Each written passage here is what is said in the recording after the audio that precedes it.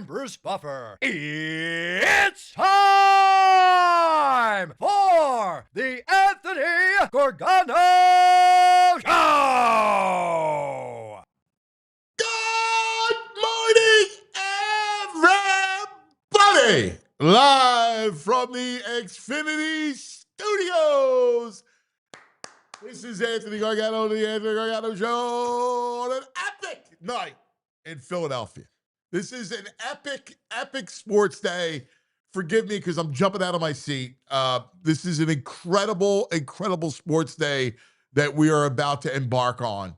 At 6:08 from LA, the evener with Christopher Sanchez on the bump after the Phillies come back with a huge win last night. We're going to dive all into last night. What a night it was for the fighting Phillies. They showed fight. Schwarber, Harper, Turner, JT. Wow. It was exactly what we had ordered and what we had hoped for. So we'll dive into that. But the epic night begins with the Phillies at 6:08. Game 4 from Dodger Stadium. And then we go south to Sunrise. Flyers kick off this season tonight against the champs and the Florida Panthers. Then at 8:15, up north to the Meadowlands we go. Birds, Giants, 8:15. Oh, man, what a night. We go from L.A. to Florida, back up to North Jersey. And this is an epic Philadelphia sports night. This is what we live for. This is what we talk about all the time, about sports builds churches and excitement, and it draws people together. This is such a lot. I just so excited for tonight. And it works out great that the Phillies are at 6:08, right? It works out great because we can really digest the Phillies and then go into the Birds and then click on the Flyers and have we have all set up between, devices and TVs going. It's a great night. And look, this is what we wanted. You want to come in off a high. Let's tackle the Phillies because last night, I got a couple things. One, I want to give Topper a lot of credit. Give him some love, man. I feel for him because of it's not worked out the first 2 games. And we know about the decisions and the moves. And last night, it worked out perfect, right? Nola comes in and gives you the 2. Now, I was okay with lifting him after 2. The second time through the order, there were a couple hard outs and foul balls, right? You didn't want him to face Ohtani. I get what Topper was doing with Edman and trying to push him to the right side when Ranger comes in. Now, first pitch, it couldn't have, I felt bad for him because they do the interview in the dugout and he's talking about, hey, Ranger's good for 80, 90 pitches. And you cut to Edman at the plate and boom, home run. And you're like, oh my God. You got to be kidding me. But it worked out. It completely worked out. The Ranger was great. He was able to give you a real bridge. And obviously the story's the bats. We'll get to that in a moment. But Nola gives you 2 to start it, and then you're able to ride Ranger through the rest of the game. Now the bats, right? We've been hungry and begging the big boys to show up. And boy, did they show up. Starting with Schwarber. The home run that he hits was that mammoth. I mean, it was on its way to Tokyo, that off of Yamamoto. The approach against Yamamoto was brilliant. Give the Phil staff a lot of credit because they were in attack mode from the beginning on Yamamoto. They did not let him breathe. They were after him right off the bat. First pitch hacking, first pitch attacking. That's what they were doing. And it worked. It worked in a big way. The big boys, Turner 3 for 5, Schwarber 2 for 4 with the 2 home runs, Harper 2 for 4, Bohm 2 for 3, JT, and I thought that was a huge, remember, it's still 3-1, right? And then JT leads off the eighth with the home run. And that was a big, like, you were able to breathe. And then after that, the boys hit and tacked on runs, and Schwarber hits another one. But JT's been huge in this series, man. Anytime you need a big at bat, he's come up. He's come up big. The real Muto has been fantastic in this. And last night was a key one. Obviously, Schwarber, that shot, I still can't. He just crushed that ball, 114 miles an hour off the bat, and it just sailed. Everybody was like, oh, my God, that thing was a tracer. That thing was it was mashed. My Lord. But all that said, like, as you're looking at it all, the bats, they swung freely. Like, I don't know if it's there is a pressure playing in Citizens Bank Park.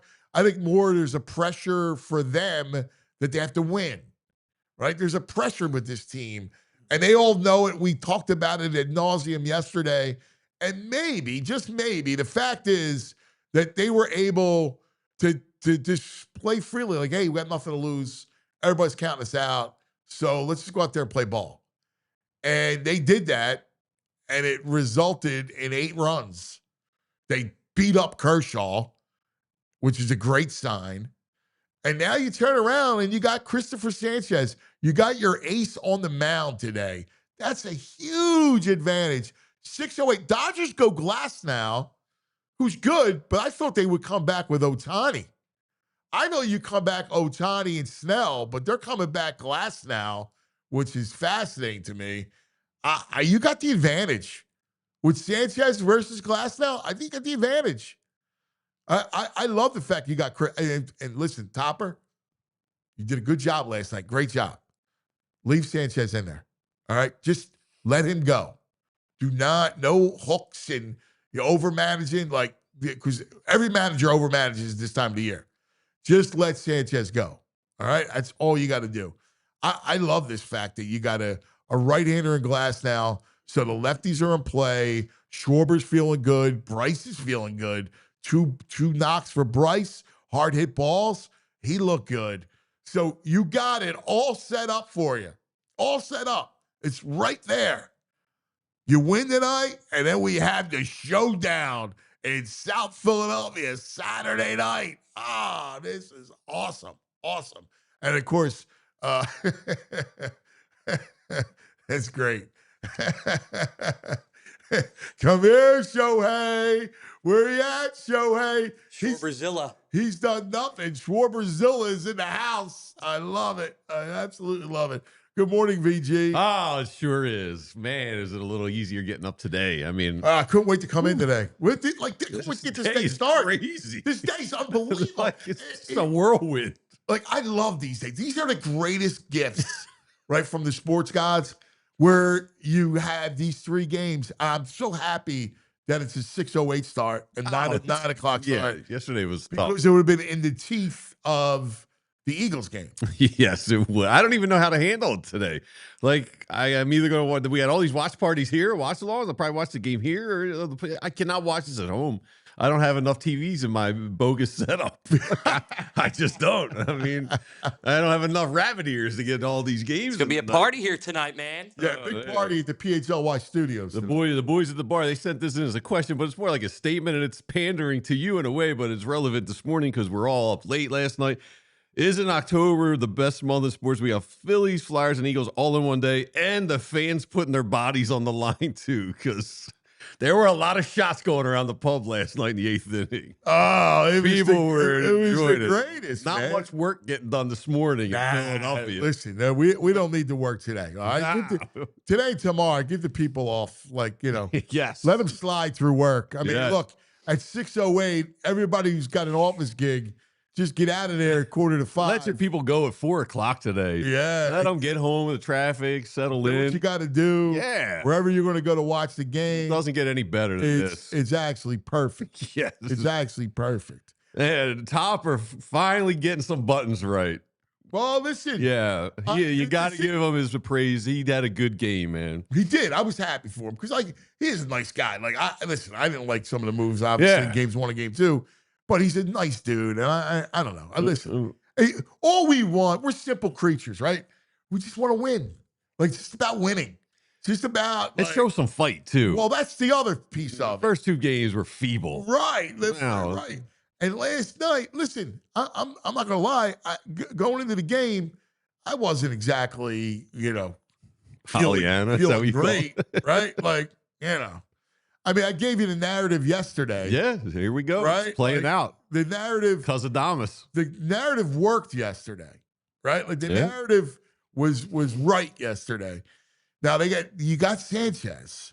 And the fact that they're going glass now, and not Ohtani is shocking to me. Yeah, I guess they feel good about Ohtani game 5 here, but I wouldn't. I don't think so. First of all, you had to have a mound meeting last time in the second inning. Like, listen, I love the way they set their staff up because the way I'm looking at it is, Snell's nasty. Mm-hmm. Like, I don't want to really face Snell. I agree. I'd rather face Ohtani. You're right. I'd rather face Ohtani. Yes. Without a doubt. Plus the lefties, it's a better matchup for them. Yep. Also last night, man, the pub was groaning when they took Nola out, and I get you don't want Ohtani to face him a second time in that situation. But he's got first and third. He's in a bit of a jam.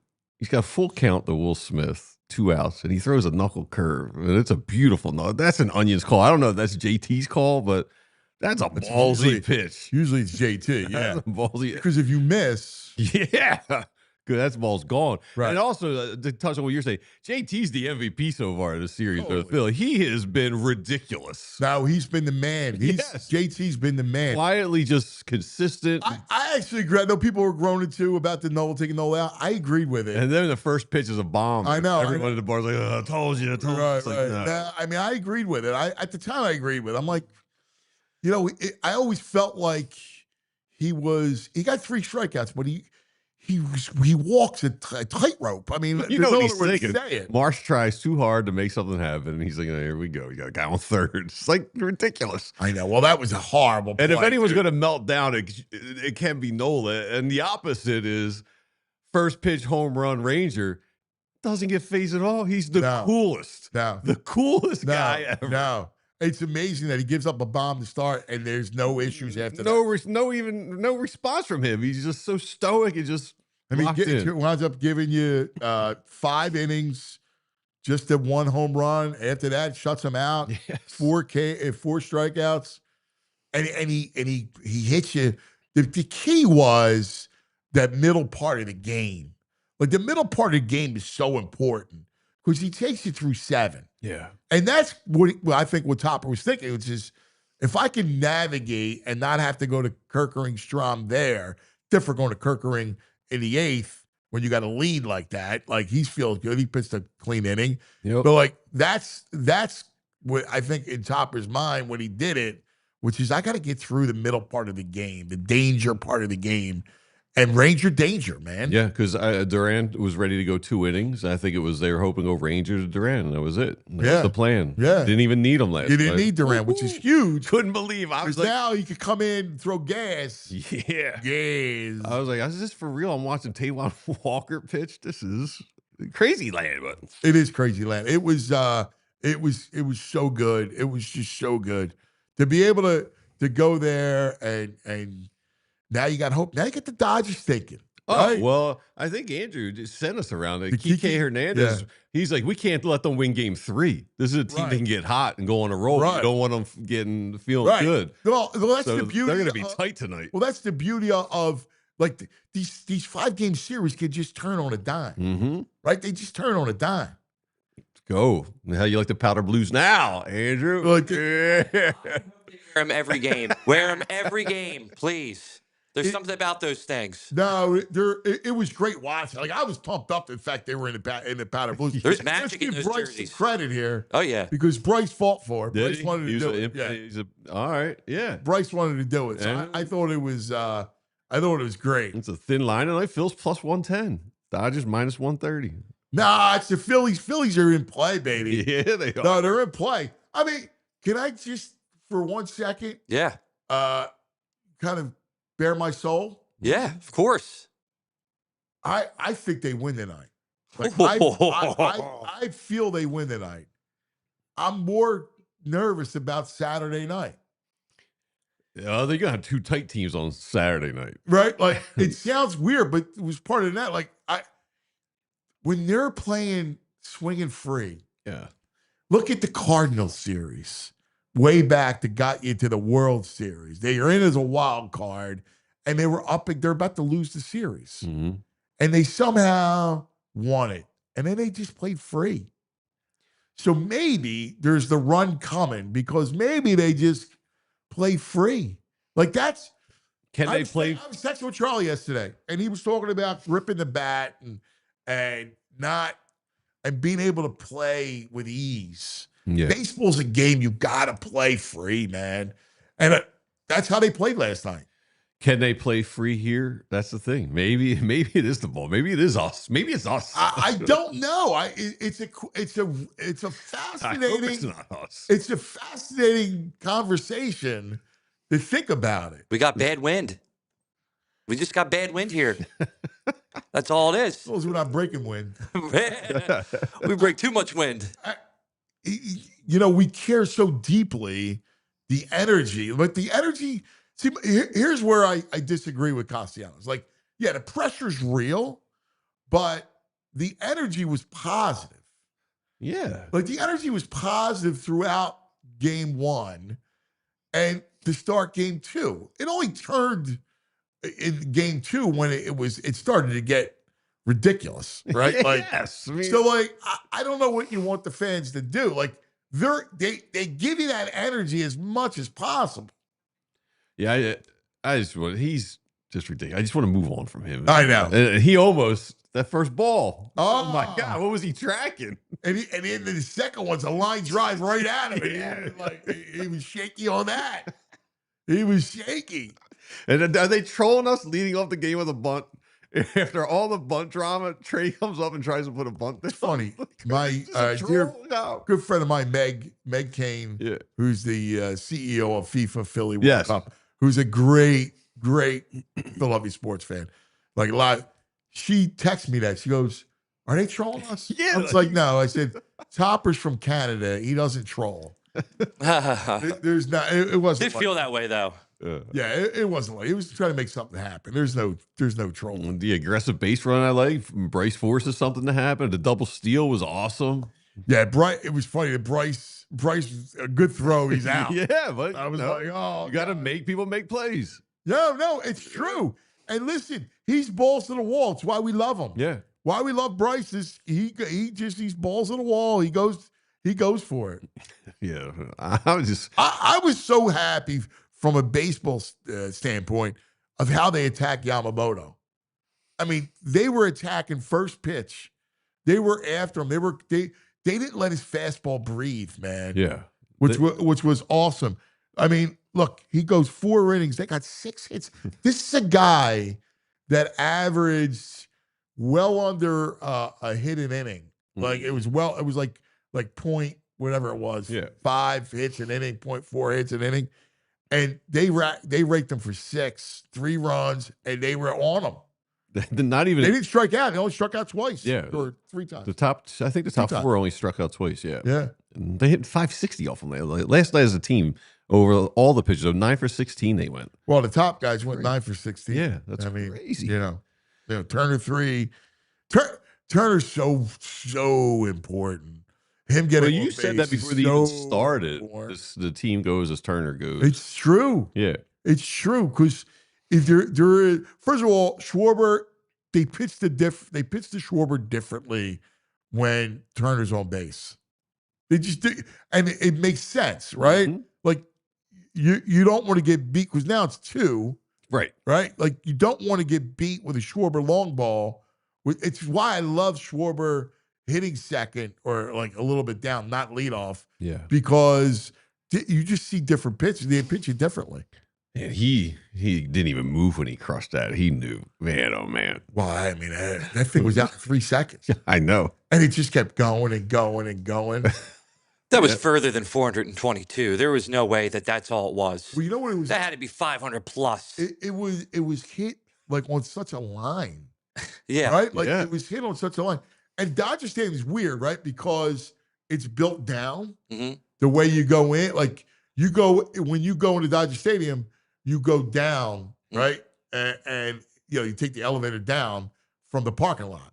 And because it's Chavez Ravine, it's built inside the ravine. Yeah. And it's built down. And it's wild the way that thing went. He launched it. It was so If reminiscent that thing was in of. Philadelphia, that thing would have hit City Hall. It was so reminiscent of stairs. Yeah, people have like Like set that. up. That pretty and good. the same. Well, It's just that's right. it's so Meg and a couple other people close to texted that. me saying it was stairs into the night. Yeah.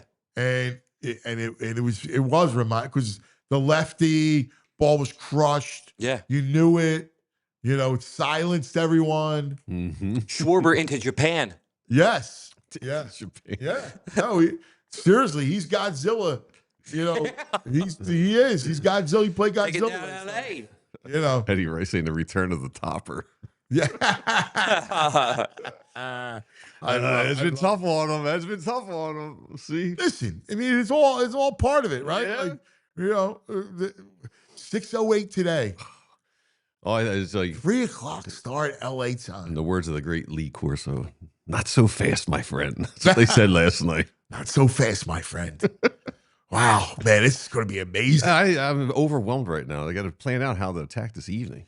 Well, it's funny because I'm the same way. I'm sitting here going, all right, like we got to attack the Phillies. We got a football game tonight. Like I know. It's Eagles It's a division and game. Giants, Yes. right? Like Thursday night football. Herbie is there, right? Does dog come on the Yes. Yeah. Yeah. NFL game? No, but it's a big deal. Like, we got a football game tonight, man. Yeah. Eagles on Thursday night football. Wild. I know. It's absolutely wild. And then Flyers kick off the season. That's a shame that all this is going on because I'm really excited about the Flyers season. I know. They're kind of like getting lost in all of this. Yeah. I know.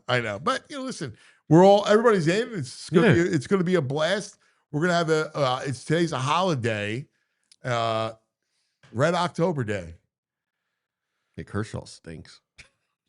Christmas in October, get the red and the green and the orange and the black. The people were saying they were a little upset, saying they're doing Kershaw a little dirty, leaving him out there to get smoked like that. Who cares? Doing dirty. Whatever. I mean, I'm sure they were trying to find something. You're not going to see him no more.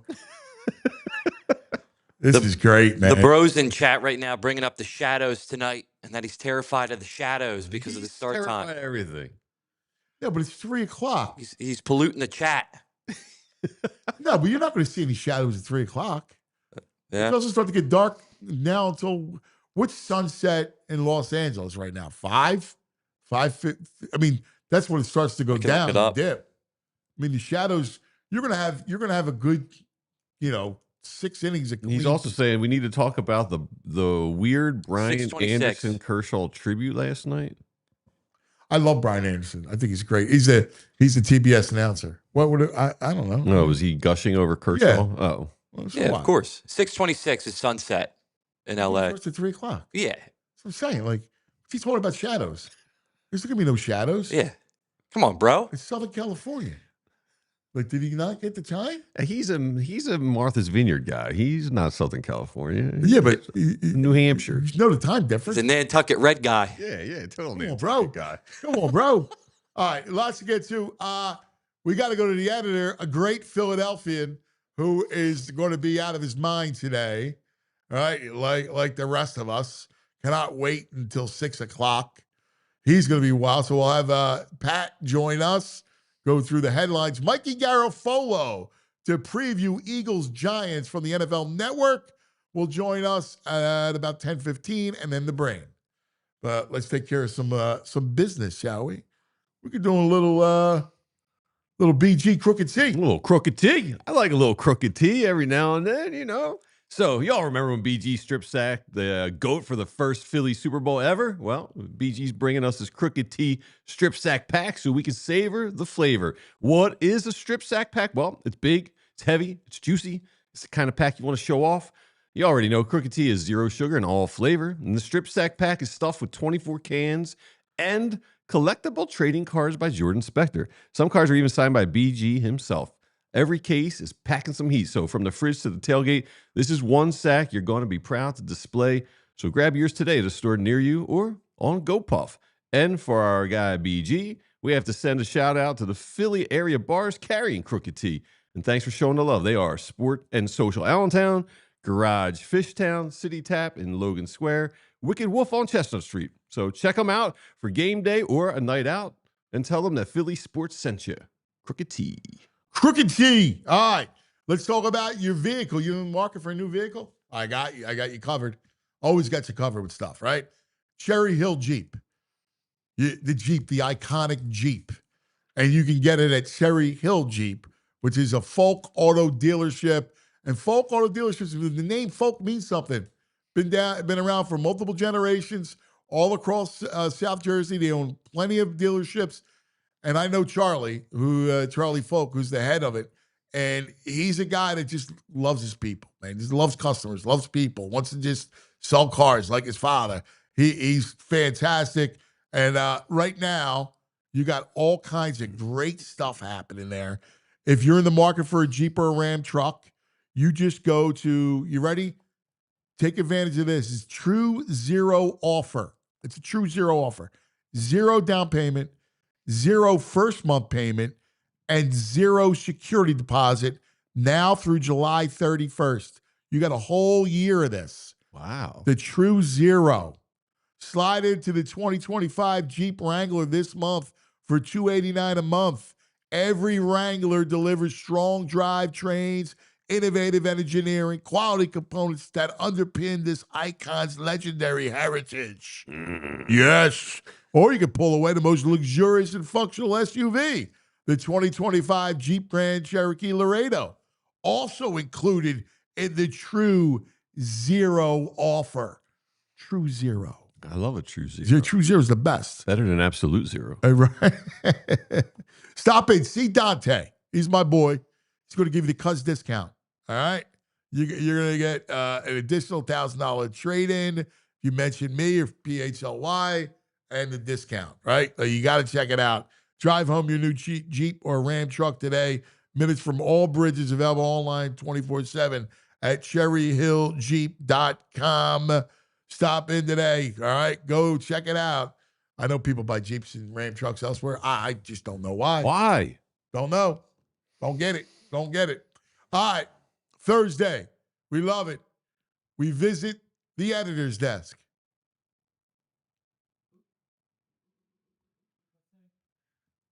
Yes. Oh, Patty. All right. Oh, we got Pat. We're going to do the opening or no? It just, don't worry about it. All right. what's up, Pat? Oh, here it is. Extra. Read all about it. Here he is on a battered day in Philadelphia on the Xfinity guest line. Our man, Pat McLoone, our editor. Good morning, Pat. You're muted. There we go. There you go, buddy boy. Traditions die hard. So the next time you find me in any kind of Philadelphia sports gear will be the first. It's just, I didn't, that's the way you operate in an objective world of journalism. But I'm no dummy. I do have on my Lucky Guinness shirt for tonight's, today. So slap a little Guinness on there, a little Lucky Irish. And we'll see how O Sanchez and the boys do tonight, you know? I love the Lucky Guinness shirt. Pat, you don't have any Philly sports teams gear? No, he wasn't. He's retired now, though. You can grab one. I know I'm probably being a stubborn old bastard. But, yes, you totally are. That's the way I roll. And early on, Tracy's family would give me. They finally figured out that I'm buying stuff that he's not going to wear. Fascinating. Well, The ultimate came. I won a contest once at work, just luck of the draw, to go see the Eagles play at Lambeau, and that was a treat. So my wife went. We were more or less on the Eagles' dime, and I'm thinking, what am I going to do here, or whatever. So Young Kim took a fat Young Kim. I didn't ask for this. He walked up into the stands and took a photo of Tracy and I. And what I did was, Tracy was Young was a Eagles great from photographer. Oh, I know. Yeah. this and all this. And I had like a little cap that had a little thing on the Eagles, but I stuck to it there too. So All right. Let's get the first of all, last night was just one of these incredible night. Everything that we could have wanted to happen. Topper pushed all the right buttons. The bats came alive, right? Schwarber was amazing. Turner gets on base. And you saw, the Nola Ranger. It worked. it did. It was fabulous on any number of levels. It was one of those nights that when it was over, I was up into the middle of the night. I need to wind down after a night like that. You just in a quiet house. And, there were being no hit again. They were being no hit. The Snell game, they were being no hit for 4. They had 1 hit after 8. And, one thing that helped me, I don't know how people approach this stuff, but one thing that helped me last night, Anthony, is I just went in with low expectations. I just went in thinking, let's just see what happens. And, I didn't expect much. I totally agree with what you say about baseball is a game you got to play freely. And when Schwarber jacked it, I think it just it came out of the shoulders of everybody on the team. Yeah, I think that home run, it just kind of melted the pressure that they felt. And then all of a sudden it was like, all right, like we know how to do this and we could play this game. And you saw them, they had an approach. I liked what I appreciated was their strategy, right? Their approach, which was to try to get to Yamamoto early in the count, to try to sit on fastballs, because he does have great stuff, right? But he does it off the fastball, right? Like he wants to get ahead in the count. They knew he tries to get ahead in the count with the fastball, and they were sitting fastball and they were hacking early. Right. Yeah. If he gets you in a bad count, just like Sanchez will tonight, if Yamamoto gets you in a 0-2 count or something, you're in big trouble because that stuff's really moving all over the place.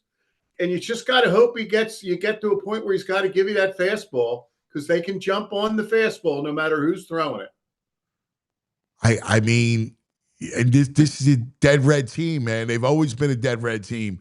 They rake fastballs. That's JT last night again. Like, listen, it's still a ball game late until the floodgates open, and JT's the one. That was a big home run. It definitely was. And at 4-1, the Turner single that drove in the 5th and the 6th, that's where, it was going to be wild if it played out. He was going to go to 2 innings of Duran. Yeah. And now they don't need to do that. And if you go with 2 innings if you get to a point that you want to go Sanchez right to Duran tonight, if Phillies are fortunate enough to be in that situation, it's not as cataclysmic because if he closes it out and he's got Friday to rest. That's what I would do. I would do that. I'm looking at, I want 7 out of Sanchez and 2 out of Duran. That's it. I'm not going to mess around with anybody else. That's a deal. Yeah. All right. Let's get to our headlines. Let's do it. Because, all right, let's do real the quick, before we do it, one thing, Pat, these days, like today, are the greatest gifts. It's why I've always loved October, right? Because absolutely. When you're diving into this, it's awesome. If you got stuff to do today, no matter where you go, whoever you see, you're going to bump into people you never knew before. And if you have to have a conversation, you know where it's going to go. And it's like the whole town's united. This is a blessing to get a day like this. My great Daily News friend Bob Vitrone put up some great stuff there. It's the 7th time that the Phillies have been in a playoff game and the Eagles and Flyers have played on the same day. Wow, really? Very rare. Boop nailed all those things. Yep. And he also has just the, I think 7 times. And then he's got the thing about, the Eagles Phillies combo. So anybody that's on X, get over to Boop Stats and boom, it's always there for you. Love it. Love it. Love it. Let's roll through because it's a clear path. We're a 4-for-4 town, but it's a 3-for-3 night. If the Sixers want to schedule Marathon Oil to get it in, we'll root for them to do that too. Marathon Oil. Let's go. That's a great reference. Let's start out with the Flyers. And I wanted to deal with something here that the headline there is 4 heads are better than 1. And everybody enters into your things differently at PHLY. But if somebody is that they make their point to watch you at 9 o'clock or whatever, I can't urge people more strongly to get on the site or on the YouTube channel to see Anthony's interview with the Flyers brass. And agreed. I fall back on history on this, Anthony. I really commend you for it. I can tell you this. I started in the fall of 1980, and I did 41 years, and I'm still watching it closely. And as a kid, I was in this. I have never seen this done before. I have never seen any kind of forum, whether it's print or radio or TV or everything you're doing with streaming now. I've never seen an organization from the coach to the GM to the president to the top business CEO sit down. And it was really fascinating stuff. Listen, I'm more than happier to kind of bust your shoes and give you a hard time when I can, but I got to get the old Under Armour hat off you on that one, Anthony. It was very well done and, really insightful. And, hey, it's a team you got to be rooting for. They're doing it the right way. And look, I'll give you the ultimate Philly thing here. At the end of it, Anthony, you gave everybody a chance to just sum it up in a word or two. And Jonesy said, it's coming. And I think he's right. It's coming. But Jonesy, this is Philly. You can only say it's coming for so long, pal. So let's see when that. You can't be sitting here 3 years from now and say it's coming. That's not going to do it. But they're there. And the bet parks and people, they don't think it's coming yet. They don't have them lined up for a playoff this year. And I think Flyers fans, it's like Tocchet said in your interview. If they walk out of the arena and had a certain experience and realize that that you're coming in the building and you got a tough night, then I think Flyers fans and Philadelphia fans are in on that. Yeah, what's interesting is when Jonesy says it's coming, he says it like, it like with conviction that yes, he believes it, and that was something that really kind of struck me. And next summer is a big summer because next summer is going to be a lot of free. They're going to have a lot of money to spend, so they're going to be very aggressive into then pushing this thing forward to the next level as to when it comes to competing. I love Tocchet, right, from our old days. Jonesy, we go way back, and I love him. Danny, the whole thing. I thought, it'd be interesting to get everybody together. Dan Hilferty, Danny's a great Philadelphian who just loves the town. But I was like, all right, like you guys are in charge, and individually we all love you and like you and are great guys. Now let's see what you guys are going to do together and put together a team. And like so far, I appreciate where they're at. I believe it. Yeah, and if somebody says, well, wait a minute, what's different than it was 2 years ago? My answer to that is something, again, that came up, and I urge everybody to take a look at it, is What's different, I would say, and you guys know I don't live for the drop of the puck. But yeah, I'm rooting like hell for them. What's different to me, Anthony, is that whoever they put on the ice isn't a given because they have enough guys now that it's going to be a war fighting for who gets on those lines. There's going to be guys that, guys underneath them and guys coming up. And if you're going to be on the team this year, you're going to have to work your ass off to keep your spot and stay there. And there's more coming up. And to me, what's different is Michkov. Like, you actually have a legitimate star in Michkov. He's a baby. Like, we forget. Like, when you're 21 years old, coming from another country, he's a kid. And he's got ridiculous skill. He's a great player. So you have a true building piece for this thing. Exactly. And there's a good Philly toughness about Michkov that came off in the conversation. And, Jonesy's not kidding anybody. Michkov's not going to go after somebody and start everything. But if it's somebody's coming after Michkov, again, he's centered. He's got that base. He's a tough guy. And, he's Philadelphia's kind of guy. I hate to say this, but like the skill's different and all, but he reminds me of Clarkie a little bit of the way his attitude is. I can see that. Right? Like, yeah, he's got a chippiness about him. Yeah, total edge on him. Yeah. Like he wants to win. Like the kid's a winner. Like he wants to win and he's got an edge. And it reminds me of Clark. Yeah, and the Flyers were built around don't mess with Clark. If somebody, Clark could get chippy and whatever, but if somebody came and brought the house after Clark, they were in, Schultz and Kelly and Selesky, they were tripping over each other to get a piece of anybody that went after their guy. Right? Yeah, it's the truth. So we got that tonight. And then I know headline number 2. What do we got, baby? Headline number 2 is that let's not make this a giant problem, okay? And that's, look,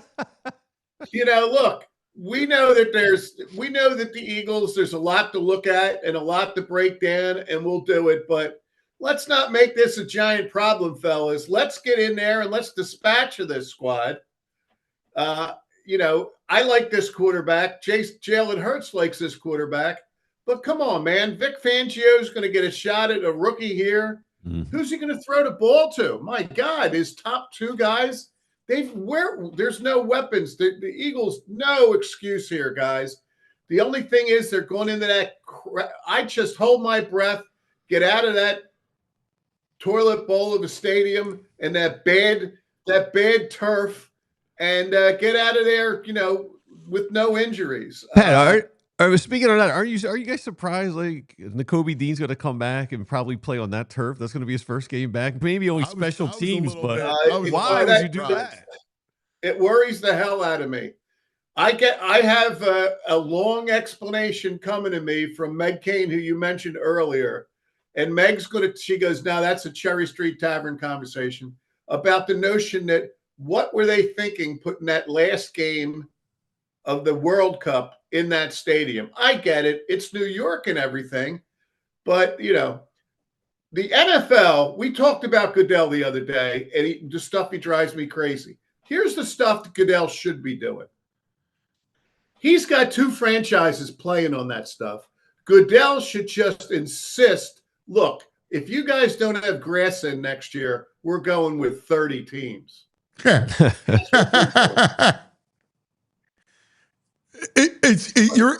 right. I just freaking hate that place. I hate that field.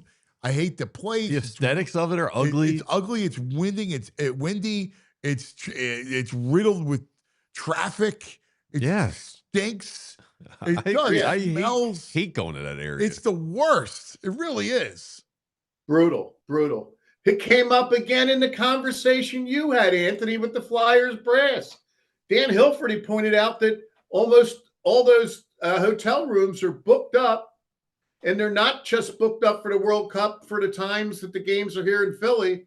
They're booked up because savvy fans and savvy travel agents are telling people, spend a night spend a couple nights in Philly and then drive up and catch the game and get out of there and go to Philly or New York. There's nothing to be around there. Although I'm told they're putting a lot of, not necessarily infrastructure, but they're trying to put enough stuff up there to give people options for eating or drinking.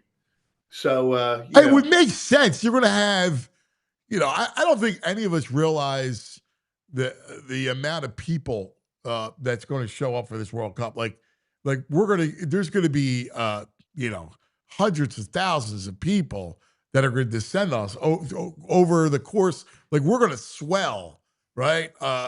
This whole region is going to swell with people and fans and from all over the world. It's going to be a lot. So they need to do stuff.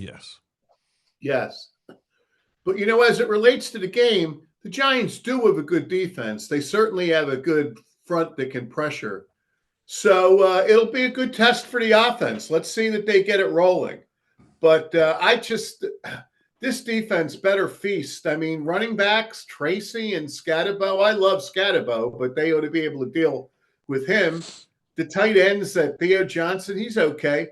But with Neighbors is another good guy that had an injury that you might have been able to attribute to that turf. And so Neighbors could burn you for a long one, but he's not around. Slayton's not around today. That Wan'Dale Robinson's a pro, but that passing game, there's nothing in there that scares me. I'll tell you that. So the Eagles, I would like to see feel like a more consistent pressure tonight and a more consistent offense. And let's not leave anything to risk for a bad ball bouncing here. Let's get a lead. Let's step on the Giants' throats. And let's hope that we'll be doing it with a smile on our face because the Phillies have won already. It's funny. I was thinking about this game, and I feel great about it. Like I can't see them. I can't see the Giants winning. I just can't. I can't either. I mean, maybe it could be ugly, but honestly, I don't see it. I think the Eagles. Right. Listen, the Giant defense, the front's good. It's not, some epic monsters of the Midway, right? Like it's not Orange Crush or Gangrene or any of that stuff. Yeah, that's not Lawrence Taylor and Carl Banks coming after you. Exactly. Yeah.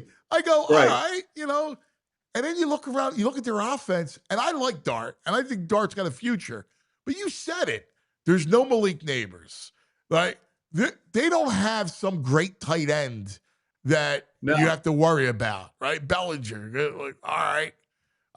He's not Cody Bellinger, right? Like, you look around, you go, and I'm a Scatterbo fan, but he's not a 25 carry a game back that you're going to worry about. And they're doing the right thing, getting behind Dart and moving on from Russell Wilson. But it's Dart's third start, and Vic's going to give him a couple things to think about. I think this is the kind of thing he enjoys planning for. So I'll be disappointed if the Eagles just don't make relatively quick work of these guys. Yeah. It kind of feeds it. Double-digit win, man. Come on, man.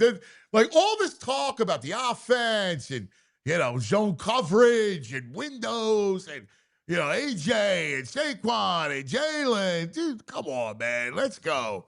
Like you should win this. There's other games that will be tough and we'll get to the Detroit, Green Bay. But this one, you just got to get right. And this has got to be a half a route. 100%. It kind of plays into their strengths. They can't stop the run, the Giants. This should be a big Barkley game. I mean, they're giving up like almost 5.5 yards a carry. They cannot stop the run. The front four is good against the pass rush, but their rush defense stinks. Right. And this is where you get Jalen involved in the run game. Yes. Right. You get to be really creative. And defensively, you said it. Like Vic is not going to get outdone by some rookie quarterback. Like he's going to torture Dart. A rookie quarterback without a lot of weapons? I mean, this is what Vic Fangio lives for. This is fun. Yeah, and there's no timing concerns here. The Giants played Sunday, just like the Eagles. Sirianni's won he's won in each of the last 3 seasons. He's won his Thursday night game. they know how to do this, and they should get it done. And the Giants, boy, the Giants, the last 7 meaningful games that the Eagles have played, the Eagles have beaten the Giants. There was one a couple years ago that, they started whoever they were starting, Mike McMahon or somebody, and they wound up losing the last game. The Eagles didn't need it, but the last 7 meaningful games between the Eagles and Giants, the Eagles have taken care of it. So that needs to get up to 8 tonight, and it needs to happen convincingly. So this is odd, right? Like, I want to talk to you about this, about what I'm going to tell you. The fact that I feel so good about the Eagles makes me feel better about the Phillies. I believe our town is a streaky town. Like, we either they all lose or they all win. And Right. There's a vibe about that. It's always been that way. I mean, now you know better than anybody. You've lived it like I have, but you're older. Like, you've seen it. There's something about us as a town that I think is a streaky town. Be I wrong? Yeah, there's half of me that wishes the Eagles were playing first, because that they're going to they'd be the perfect setup here or whatever for the Phillies, just to get everybody into a lather. But it is what it is, and the Eagles very much should win, and the Phillies have a great chance here right in front of them. And at what point, Anthony, in a tight game, it's the Dodgers that are sweating? Last night, the Dodgers, let's face it, and at the end of the game, Roberts, who I got to tell you, he's a really good baseball man, and everybody's bumming on Rob Thompson, but that Dave Roberts is very capable of making a real bonehead move that benefits the Phillies at some point. I mean, I thought he did it in game 2. I thought he tried to give away game 2. Yes. Let's dive into this subject, because you, as a true Philadelphian, so Castellanos says, and if you just put aside us, right, and the fans piece of it, but what Castellanos is talking about is the pressure of the fans wanting to win, right? So he talked about the wins, right? And the wins, and like, when it's going great, it's awesome. When it's not, guys get afraid of the repercussions of the boo or whatever. Do we want it too much that it's almost a net negative? No, I don't buy that for a second. I think that people that put up, when it's put up or shut up time, that put up, they understand exactly what it's going to the Flyers. People that haven't necessarily done it, whatever. And, I didn't like what Bohm said the other night too. There's a lot I don't like about Bohm, but I'm in the moment now with Bohm. My God, did he get off the floor for that catch last night? That was a real nice play. Yeah. And he got 2 hits. So everybody gets a clean slate with me. And I also don't believe that I know this might really sound sacrilegious, but I don't think the Philadelphia fans are infallible on all this. They're pretty close to it. They're not always right. They're close to always right. I'll tell you one little thing that bummed me out this series as it related to the fans. In game 1, when Sasaki came in, I was hoping I think the fans got a little down. And I think that they needed to rise to the occasion there and give him the Bert Hooton treatment. When Sasaki came in, they should have had Sasaki or some kind of thing and just taken a shot to make that part of the game and getting after it. And nobody does that better than Philadelphia fans. So, and the way that plays out here is, if this game gets back, and it'll be wild on Saturday night. But I just urge the fans to be just as fired. And I know it's hard if it's not going the right way, but you got to be just as fired up late at the end of that game, even if things aren't right where you want them, as you were with the first pitch. Yes. So I just urge the fans to be at their best if they get to game 5. Yeah. I think it's fair. I I'm really interested in this notion of pressure, and that's a group that has its own pressure, right? Like they haven't won. Bryce, right, needs it for validation of his career. Yes. They are an older group. Everybody knows what's going to happen if they don't win. So, Middleton's going, I need my trophy back. There's all this stuff going on. And we've talked about it all year long. And they look like a tight group in games 1 and games 2. They were tight. Right. And when we talk about playing freely, all right, well, I got nothing to lose. I'm just going to go play ball. And look what happened. Their true talent kind of just took care of itself. What are they coming into game 5 Saturday night? Yeah, I don't understand the concept of that you get tight in your own park because your fans are down on you. I don't think it's as much. Real quick. I don't think it's as much punitive. Like they're afraid of getting booed. I don't believe it's that. I believe it's more the heightened pressure of the moment, the energy. Like we want it. God bless this fan base. God bless them. They live it. It's so cool. They live this thing.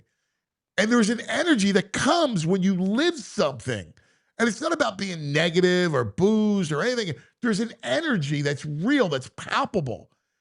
And I don't know if these dudes feel it. Like if they have their own pressure on top of it, and it feels like they get paralyzed. Now, I'm hoping they win, they're riding high, and then it works in their favor. The wind is behind their back, right? Right. Yeah.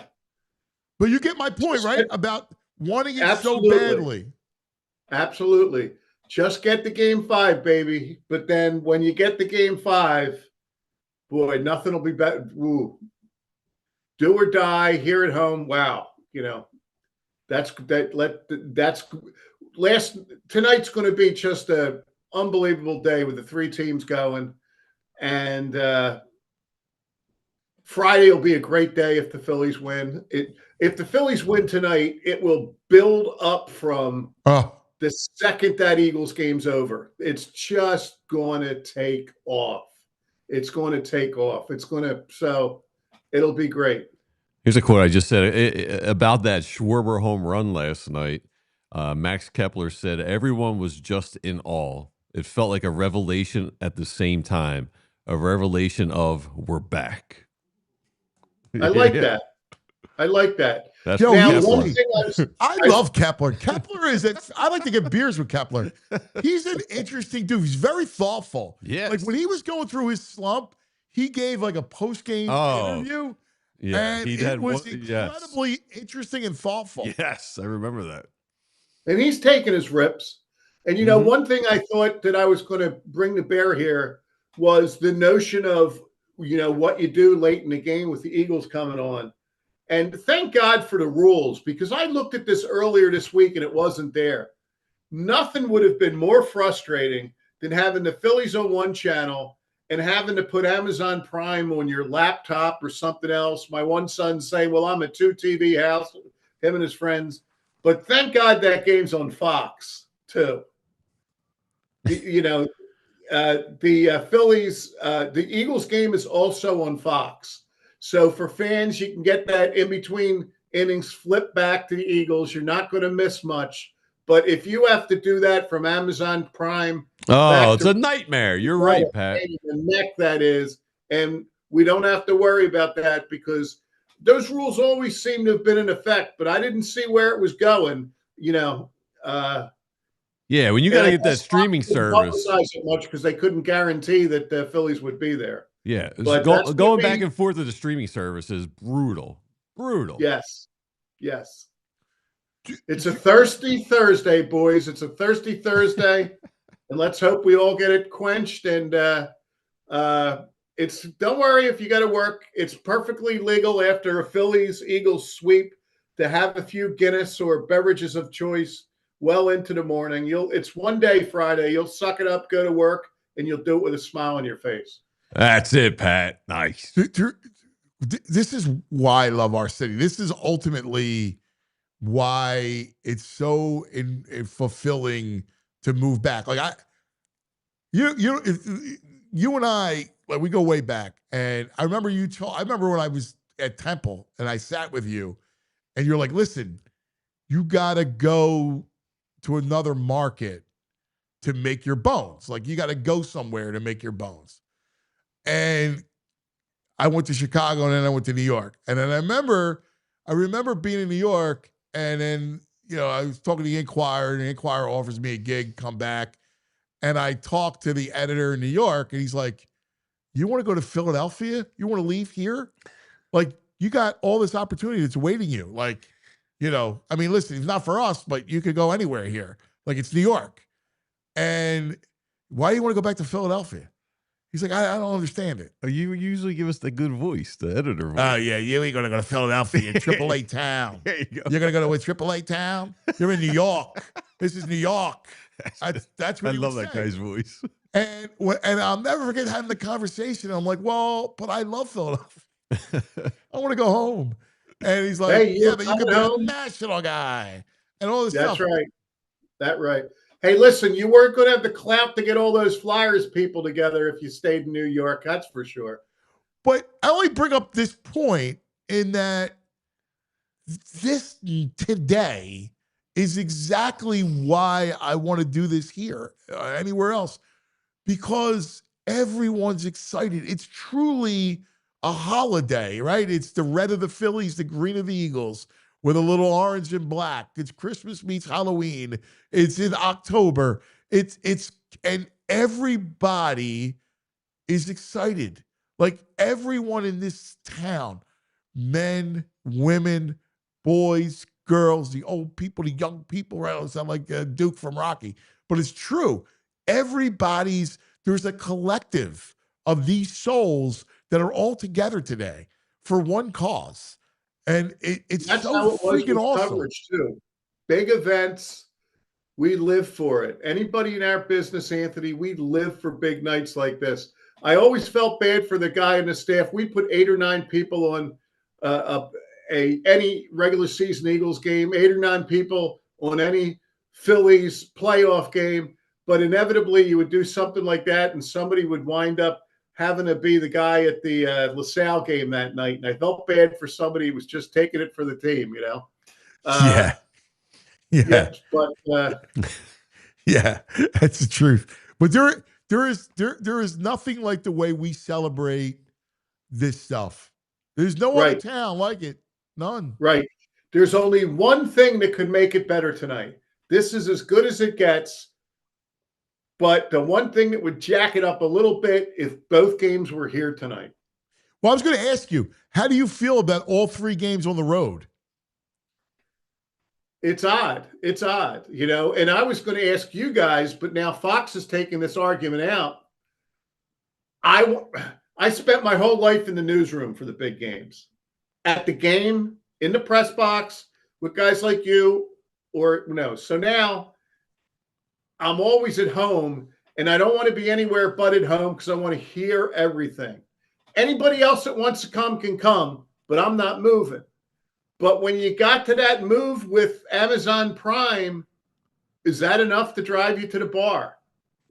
Might have been. It might have been, because then you could see both at once. And right. That's the You're right. That's the biggest problem. And you're right about the Fox, but having to get out of the app back, and then it's too much. It's too Absolutely. much. I'm not a big bar. Experience. Yeah. That communal experience of being with everybody at at your local bar, at Chickies and Pete's. Yeah. There's a lot to be said Pretty for that. cool. That's not for me, because I want to dig in and hear all that. But that communal experience of being there for that big game, that's a great thing too. And Philly does that better than anybody does. You know what I'm anxious for? And I wonder if there's a way to keep it afterwards. So we talked about the World Cup and the fan zones they're going to put up. So do you when you watched, it was like that in Toronto, the Raptors, right? They had the Great White North, Yes. And they had the town square and the huge screens, everybody hanging in these huge screens. It's a very European thing where they get to the square and the piazza and everybody's watching together. It's very cool. I'd be curious, like, I totally agree with you. How would you? I would love to know what it's like to be sitting watching a game in Duluth and then have one of these networks say, "Let's kick it over to Philadelphia," where there's that Great White North experience right in the middle of the stadium complex, and that would be bananas. That would be. It really would be. I mean, I know Comcast, like they're going to do all kinds of stuff in South Philly. One of the things they should do is do exactly that. Build a huge square with multiple screens. Like tonight is going to be beautiful, right? 60 degrees. Everybody be outside. You have food trucks and beer vendors and everything. And like to be able to see the Phillies on one side and the Eagles on the other side and the Flyers on this side. Like, that would be awesome. That would be fabulous. That's something Philadelphia's got to get together and that we all have to experience. Yes. We'll be there opening night to christen it. That's right. Well, buddy, let's go prediction-wise. We'll start Flyers-Panthers.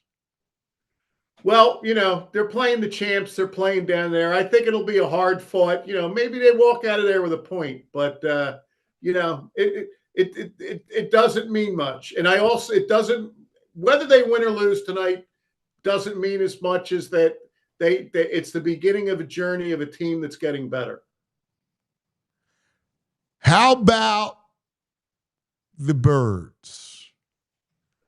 Well, the Birds are going to win, and they're not going to take the opening kickoff and run through them, and then it's going to be 92-0. I get that, but how about some sustained drives? How about in the second half when you're up 14, not having 3 and outs? Some continuity there about how to, I don't care. I don't care how they do it. I don't care if they do it in the air. I don't care if they do it with Saquon.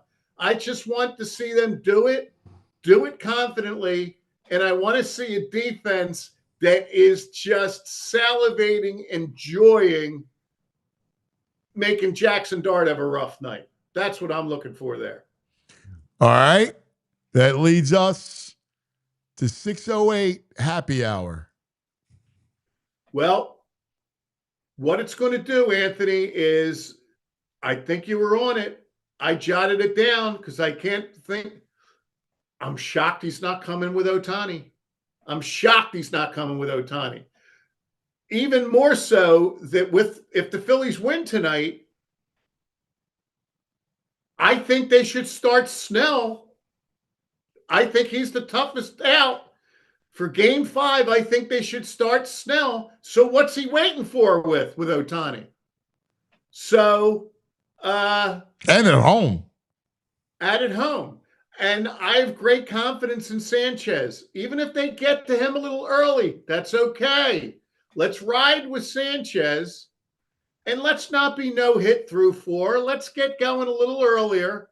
But, I'm glad you didn't ask me before the series because I thought I told you last week, and I was purposeful. Whoever wins this series is going to win it all. I still believe that way. But if you pushed me last week, I probably would have said I wasn't feeling the Phillies. But I'm feeling it. I'm feeling it tonight. I think they win tonight. Like where it's at tonight. I think Sanchez is better than Glasnow. Yes. And I think if the Phillies get up a run or two, it's going to get a little tough for the Dodgers. And it could be the beginning of a really great night. Yeah, I'm with you, brother. I am so with you. Enjoy it. I'm sure we'll be conversing. Have a couple Guinness pregame, and let's go. Absolutely. Bring it on, baby. Got to do it right, boys. Great talking to you. Awesome. Thanks, Pat. There he is, the editor, Pat McLoone, from the editor's desk every week on Thursdays.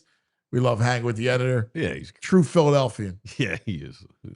As old school Philadelphian. Dude, Dude, they're going to win tonight. You're getting me excited saying that. They're going to win tonight. Like, I'm feeling something special in the air right now. You saying that? I feel it, Andrew. I do. I think they're going to win. I'm reading Bob Nightingale, friend of the show. Mookie Betts afterwards. Obviously, there's a lot of pressure on us. Pressure is a privilege. When asked about finding a way to silence the Phillies' top guns, Mookie Betts said, I don't have to pitch to them, so I don't have to worry about that. Oh, man. They're feeling it, those Dodgers. They're feeling it a little bit. They're getting scared. They're scared. Yeah. I really want to find out why the Dodgers are throwing the glass now tonight. I mean, they must feel good about it. I mean, they got to feel better about, well, yeah, why not Snell? Snell could go game 5, right? Yeah, Snell should go game 5. Yeah. I mean, that's why that's what I would want. I'm interested. You know, why do that? Why not Ohtani tonight? Yeah, at home. 5 days rest. You text Bob, see? Yeah, I just texted him now. It is I just strange. want to find out. I'm just curious as to why they would do that. Yeah. What's the rationale behind that? Because you figure you'd want Ohtani at home. Here we go. Because David Murphy usually could be a little sourpuss sometimes. Good note by David Murphy on Twitter. Suddenly, all that stands between the Phillies and Game 5 back in Philly is Chris Sanchez against Dodgers number 4 starter Tyler Glasnow, who pitched 1 2/3 innings in relief in Game 1, allowing 4 of 8 batters to reach base. In April, they scored 5 runs in 2 innings pitched off Glasnow. So, yeah, the Phillies bats got to feel good about this. Maybe they're doing something similar that the Phillies did last night with Nola and Suárez, and that they'll have Glasnow start, and if it gets good for them, go to Ohtani. They bring Ohtani in to clean it up, to finish it. Yeah, I don't know. It's an interesting strategy. But who knows with Dave Roberts? I when I saw Glasnow, I was like, yes. Yeah, I feel good about that. I feel great about it. Phillies will hit him, man. Yeah. And the key for the Phillies, they get out early. 100%. When they score early, you feel good about them. You feel good about themselves. I like it. Base hit to start the game, Trey Turner. Yeah, man. They're ready to rock, man. Here's a Dodgers fan on Twitter. There's no way in hell I trust Glasnow to pitch Game 4 tomorrow. It has to be Ohtani. The Phillies have way too much confidence after this route. You need someone who will shut them down. They're nervous. Yeah, the nerves are getting to them. Yes. Shaking in the ravine. Shaking in the ravine. I love it. All right, let's take care of some business. And then Mikey G from the NFL Network will join us to talk birds. All right, let's talk about Bill's Sports Cards. Yeah, you know what's going to be great? Saturday. We'll have a Game 5 at night. And then during the day, everybody's excited. Eagles coming off a win. And what do? You go hang with BG. Oh, perfect. All right, what a perfect afternoon of Game 5 to hang with Brandon Graham.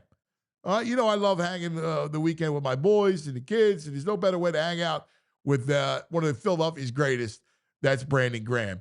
He's coming to Bill's Sports Cards and Memorabilia. That's brand new Deptford Mall location on Saturday, October 11th, this coming Saturday, starting at 1 o'clock. BG signing autographs, taking photos, spending an afternoon with fans, big and small. It's so much fun. Bring the family, bring your crew. It's a great Philadelphia moment you don't want to miss. Tickets on sale now at Bill's in Deptford, their Philadelphia shop, online at billsportsmemorabilia.com. Don't sleep on it, man. It's going fast. It'd be a great day to kind of come and hang with everybody, celebrate what's going to happen with Game 5, celebrate a Birds win, and hang with PG, man. Grab the fam, come a kickoff Sunday, the whole day, make it fun, make it a day full of autographs and laughs and Philadelphia pride at Bill's in the Deptford Mall.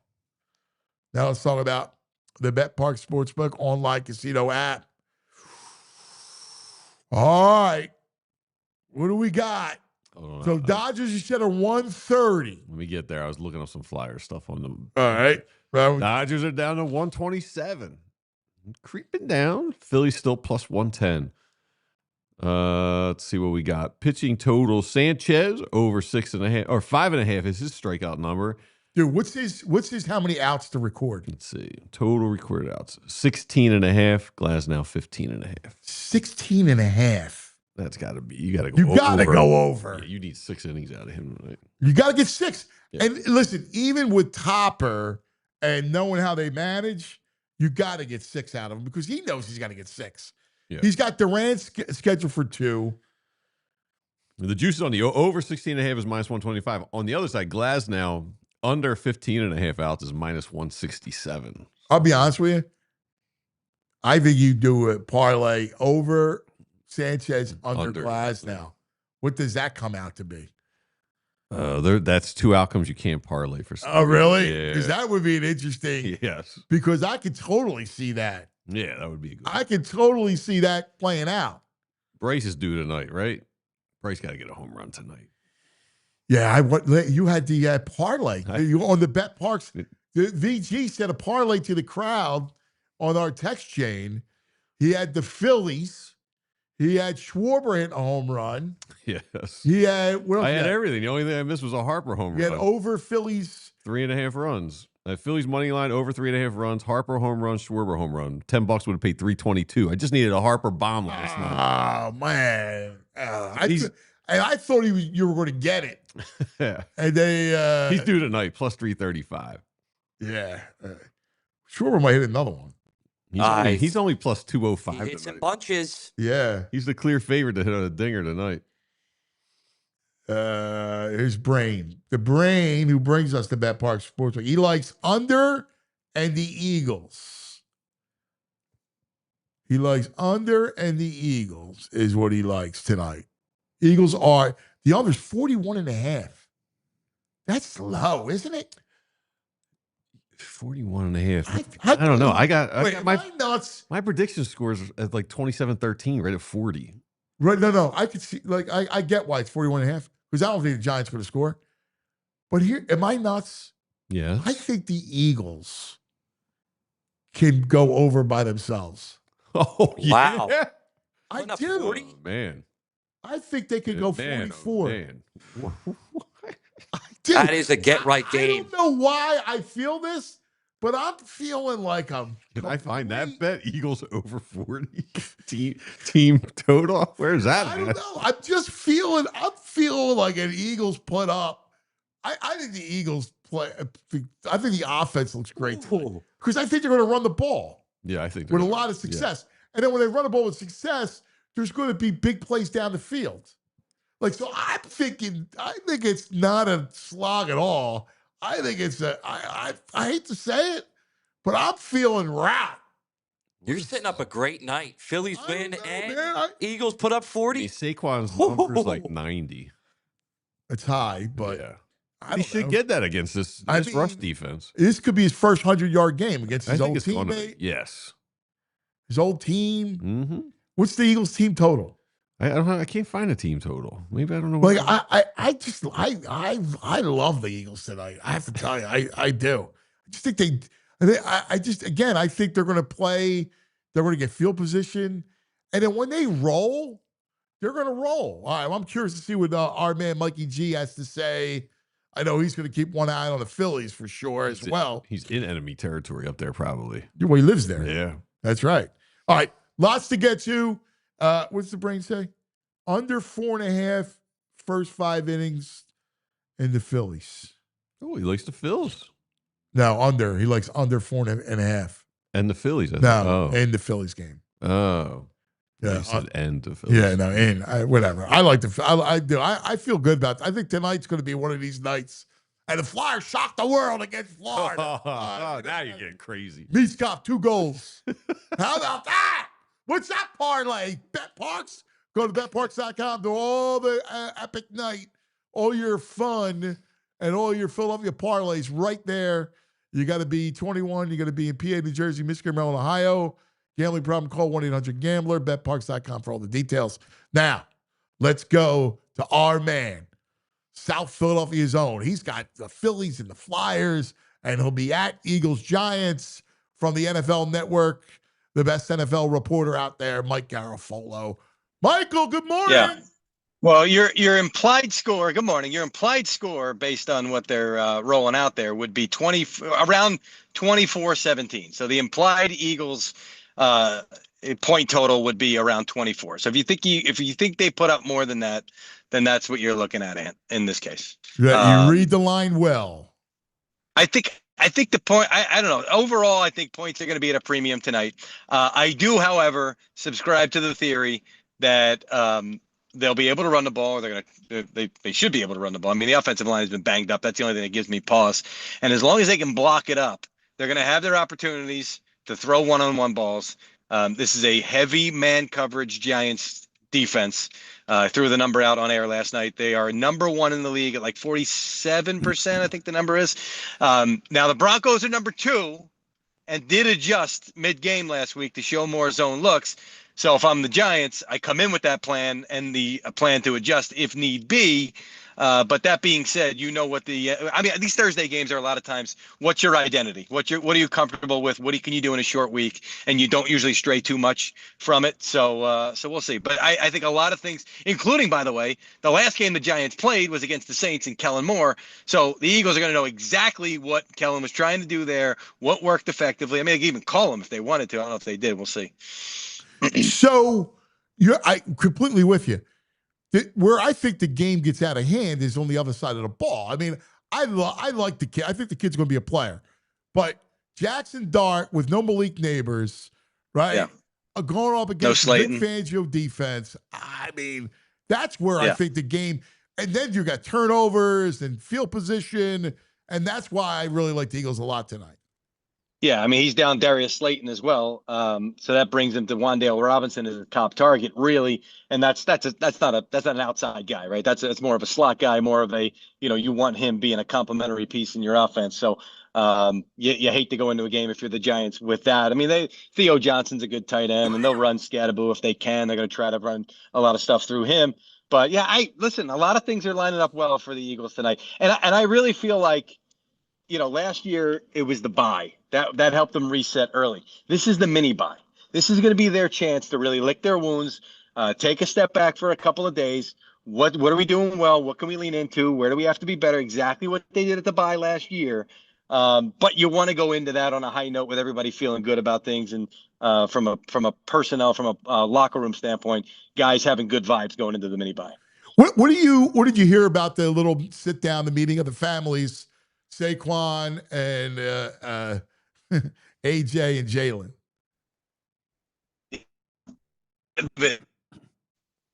I don't hear him in the hotline. You still got me? Yeah, you're. Oh, you got me? Yeah. Hold on. Stay with me. I'm just going through the Holland Tunnel here. The length of that meeting, right? There's a lot that needed to be said and a lot of airing of the grievances there. I don't know if that's the only part of me to go. Is that a good sign? Is that a bad sign? Like, should this have taken 20 minutes? Should this have taken 2-3 hours or whatever it wound up taking? It's a good thing. That's what you want your leadership to do. I just, we had the stats in our research packet, and it was like both cases were being like Jalen Hurts, what they call uncatchable balls. I think he's like 3rd in the NFL in uncatchable balls that he's throwing right now. But then by the same token, the Eagles are run poorly when it comes to separation. So you got the guys that, hey, give me something. Give me a chance to make a play. Okay, great. Get a little bit more open. I'll give you. And then the play the other day where he stopped his route, AJ, is out of their sails. And it was kind of like there it was. There's the moment we've been working for. There's the moment that AJ wanted, that Jalen, and it didn't connect. And it was kind of like and it really had an impact on them. Wow, this is fascinating, right? Because this meeting, you got a lot out of this meeting. Like we haven't really heard the level of importance until you said this right now. Airing your grievances, a couple hours. Yeah. We haven't heard these types of details. That it took a while? That the airing of the grievances and I'm sorry. Yeah, I don't want to like contentious. I just oh man. This is like the worst suspense. This is get out of the tunnel. Get out Hold of the tunnel. Hold on. Get through Hold on. traffic. We're almost there. I can see the light, just like the Eagles offense. I can see the light. You're headed into Manhattan? No. What's that? You're heading into Manhattan? No, I'm leaving Manhattan. I'm going back to Jersey. We did Good Morning Football this morning. I just got off the air for Good Morning Football. No, Okay. let me be clear. Like when I said airing of the grievances, that's my Seinfeld Festivus reference. I didn't mean to make it sound like it was overly contentious or anything like that, please. But it sounded like it was a lengthy meeting between these guys, and I don't know, like, is that a good thing or is that a bad thing? Like the fact that it took a while, or should it have been a 20-minute thing? Should it have been a quick thing? Like that's where I'm sort of like, and we're only gonna know for sure once we see what happens on the field tonight, right? No, but listen, don't downplay it. You're right. Like the fact is that you're talking about a lengthy meeting. There's stuff to talk about. Like that's important. Yeah.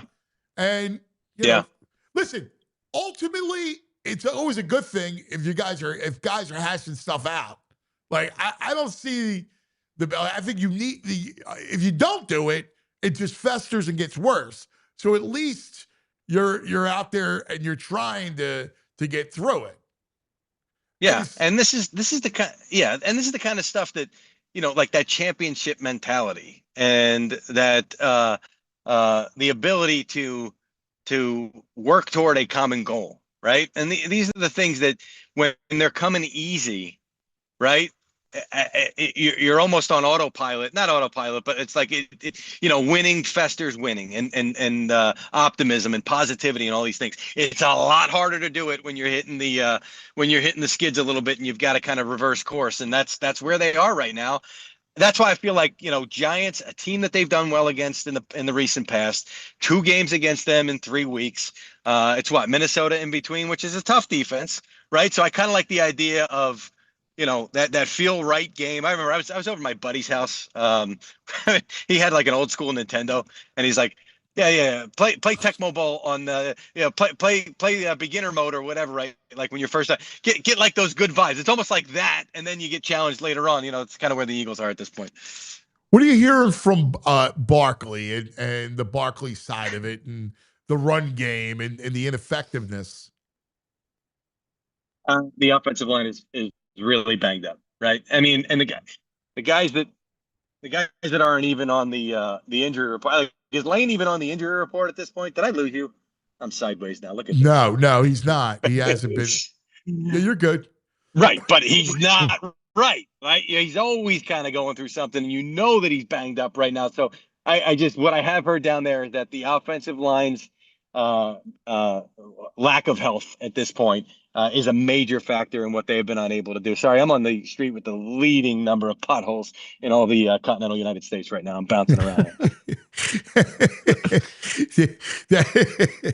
We were talking about out there. How much we hate it. I mean, I know I pay my taxes. I see the bills. What's going on here? So when you look at their line, obviously Dickerson's going to miss a bit. You're going to have Toth there. Yeah. How banged up? That Jurgens is banged up too. He's another one over football.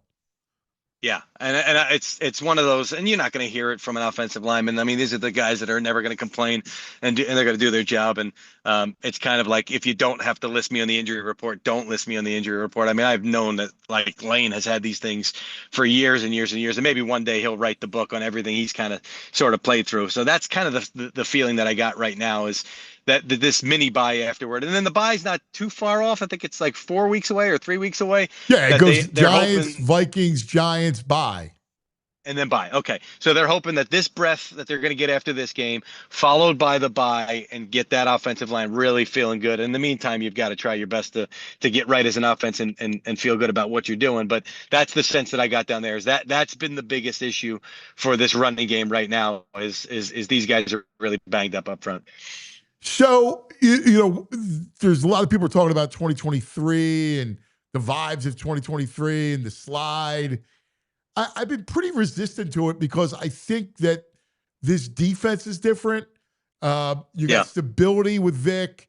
You have a defense I still think is very good. That that could stabilize them until the offense really figures it out. You agree? Yeah. I do agree. I agree to a certain extent. I understand the references. I can appreciate them, and it gives you a reason to say, and not that this is ever that market or that fan base at all, but a reason to be like, well, they'll figure it out. We'll give them the benefit of the doubt. They just won the Super Bowl, right? It's a different approach and a different mentality, and it's like, hey, this feels kind of like that. And honestly, if you're the team, you try to use that as a positive. You try to use that as a good thing instead of a negative, and having that in the back of your mind and drawing upon you. So I agree with I agree with both sides. I understand where you're saying it's a different story. That year it was sort of like both sides of the ball. There were major questions about both sides of the ball. This time it's more one. So I'm with you. And listen, this is the old Belichick Patriots, and I hate to reference him because it's a complete disaster in North Carolina right now. But the old Belichick Patriots of the first quarter of the season, we're really going to use to figure out who we are as a team, year in and year out. And the key pieces didn't change very often in New England, but still they knew year in and year out, you're a different team than you were the year before. Even with, Patullo's a promotion internally, you still got to figure out who you are. And I think they're still kind of in that mode. You may never get out of it too, but they're still kind of in that mode right now. Yeah, I see the whole analogy too with the Belichick thing. You can totally see it. The only thing on defense I'm a little concerned about is you keep hearing about Jalen Carter. I keep hearing about his health, and he's not right. He's banged up. What are you hearing on Carter? Yeah, nobody's really given a firm answer on his availability tonight. I know it's not considered a serious injury. Ian Rappaport was on with us this morning on Good Morning Football and said that the turf might factor in, that they don't want to necessarily risk him on that turf tonight. That also may be just a chance to take a shot at the Giants. There's kind of been this veiled verbal joust. I like the Brian Daboll talking about how open AJ Brown is, and I know he's not your guy, but Mike Florio, I thought read into it perfectly, which is like oh yeah, he's open out there, oh, yeah, he's open, yeah, which was wrapped in this like, I'm going to compliment this guy, but I'm also going to put out a poke the bear type thing of he's open. I don't understand why they're not connecting with him. Yeah, I read right through it too. What about Dean coming back? Were you surprised Dean would come back, especially on this turf? No, he's ready. This is about the time frame that he was going to return, and it'll be a slow introduction. And then again, you get that 10 days after it to rest and assess. A lot of people think like, oh, why don't you wait? Why would a guy ever come back the week before the bye? And I've asked this question in the past, like, why not just wait another week? He gets another full week to rest. And they go, no, well, the bye is sort of a good recuperating thing for a guy coming back from an injury. So I think that might be part of the thought process on this one. Play, get 10 days off, and that'll help you sort of get back into the flow of things. Yeah, because there is a lot of doctors now, it's all about getting it back and mobility and not resting and right. Getting it back and testing it. And then you're right. Yeah, guy. I don't say my trainer because that just sounds so pretentious. A guy I work out with here, his whole methodology is movement is medicine. To the point where I told him, like, we got to get T-shirts made up. Movement is medicine. Right. And he's like, yeah, I'm pretty sure I'm not the first one to say that. But that's kind of sort of the mentality and the new way of thinking about these things. All right. It's a banner night in Philadelphia. This is like an epic day in Philadelphia. Yeah. You grew up in South Philadelphia. The shadows of Johnson Field. This is a great night, man. I'm not happy with myself. I went to bed last night. Went to bed in like the 5th inning. Because I had Good Morning Football. No. Good Morning Football. So I had a wake up call at like 6 a.m. and I'm going to be working this entire game through like 1 a.m. I'll probably get home. So I'm like, but I will say this. I went to bed because I knew they had it. Sure, go for it. There's no way I'm waking up in the morning and, oh my God, how did they lose that game like I did in '93 when my dad wouldn't let me stay up for Game 4 of the World Series, and I woke up and I was like, I don't understand what happened. I needed to see it to believe it. I knew that wasn't happening. But yes, and I mean this is gripe when it comes to, I watch the entire baseball season day in and day out, inning in and inning out. And then when it comes crunch time, I got this football thing and work thing that pops up, and it stops me from like being able to fully enjoy the postseason. It drives me nuts. What's your duties pregame? We're going to be in the air. So we tape our Insiders tonight is on the NFL channel, which is the Fast TV, which is Roku, Tubi, all that stuff. So that tapes at 4 p.m. Eastern. And then we're on the air starting at 6 p.m. Eastern. And I'm doing double duty. I'm the reporter from the game, but I'm also the insider. So I've got like more hits than usual in the show. So honestly, dude, like, how am I going to watch this game? How? Oh, my God. Oh, that's brutal. That's brutal. Yeah. And, to boot, your other first love, the Flyers, kick off the season tonight in Florida. I know. YouTube TV, though, which I do have, allows you to do the build a box thing where you get the 4 things on one. So I'll be doing that in the press box.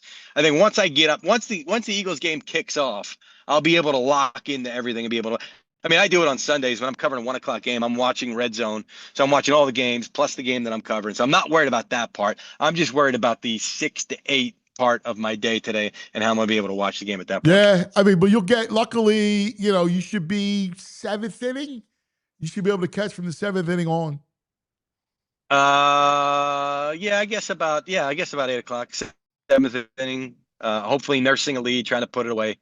How do you feel about the game, man? I feel pretty good. I feel like that. Not only the actual home run itself, but the length of the home run last night was so important. I mean, hit the what do you call that? The facade out there, and rolled off the back. Yeah. I mean, it was a mammoth, and there was like frustration and anger and everything kind of came out in that swing there. So I feel like that was people compared it to the Matt Stairs home run, rightfully so. Same location, left-handed hitter, similar swing. It sort of felt like that. So I feel pretty good about tonight. No, it was a cathartic swing, man. It really was. It's That's a great word. There it is. All the just melted away, man. And look, Saturday night for Game 5, you gotta come down.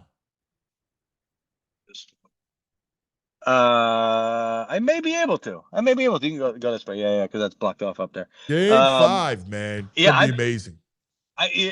So we're watching Game 1, and my wife is not a sports fan, and I'm watching Game 1. She goes, "Why aren't we there?" I go, "What do you mean?" She was like, "Why aren't we there? We could have gone to this game. Like, you would have gone." She's like, "Yeah, I would have gone to the playoff game." I was like, "Who are you?" And so maybe I got to cash in on that. Hopefully she's still feeling a little bit. I'll explain to her the importance of a Game 5 in the divisional round. Maybe we'll get down there. Yeah. Oh, man, it's going to be amazing. All right, brother. Ultimately, you got the Eagles with a cover?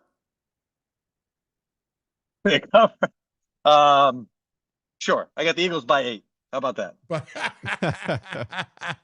I got to tell you, for me, it's computing, and I'm not giving you, Jolly Charlie Homer, green goggles. Yeah. I think the Eagles win by double digits and win pretty comfortably. I just don't think the Giants' offense can stress the Eagles, and I think it's going to lead to more opportunities to score.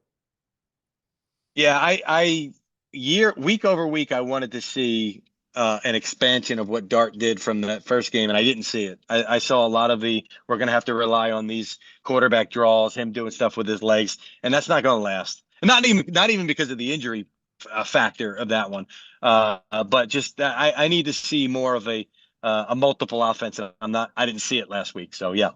You sounds like you agree, my man. Listen, great stuff. Break a leg tonight. We'll be watching.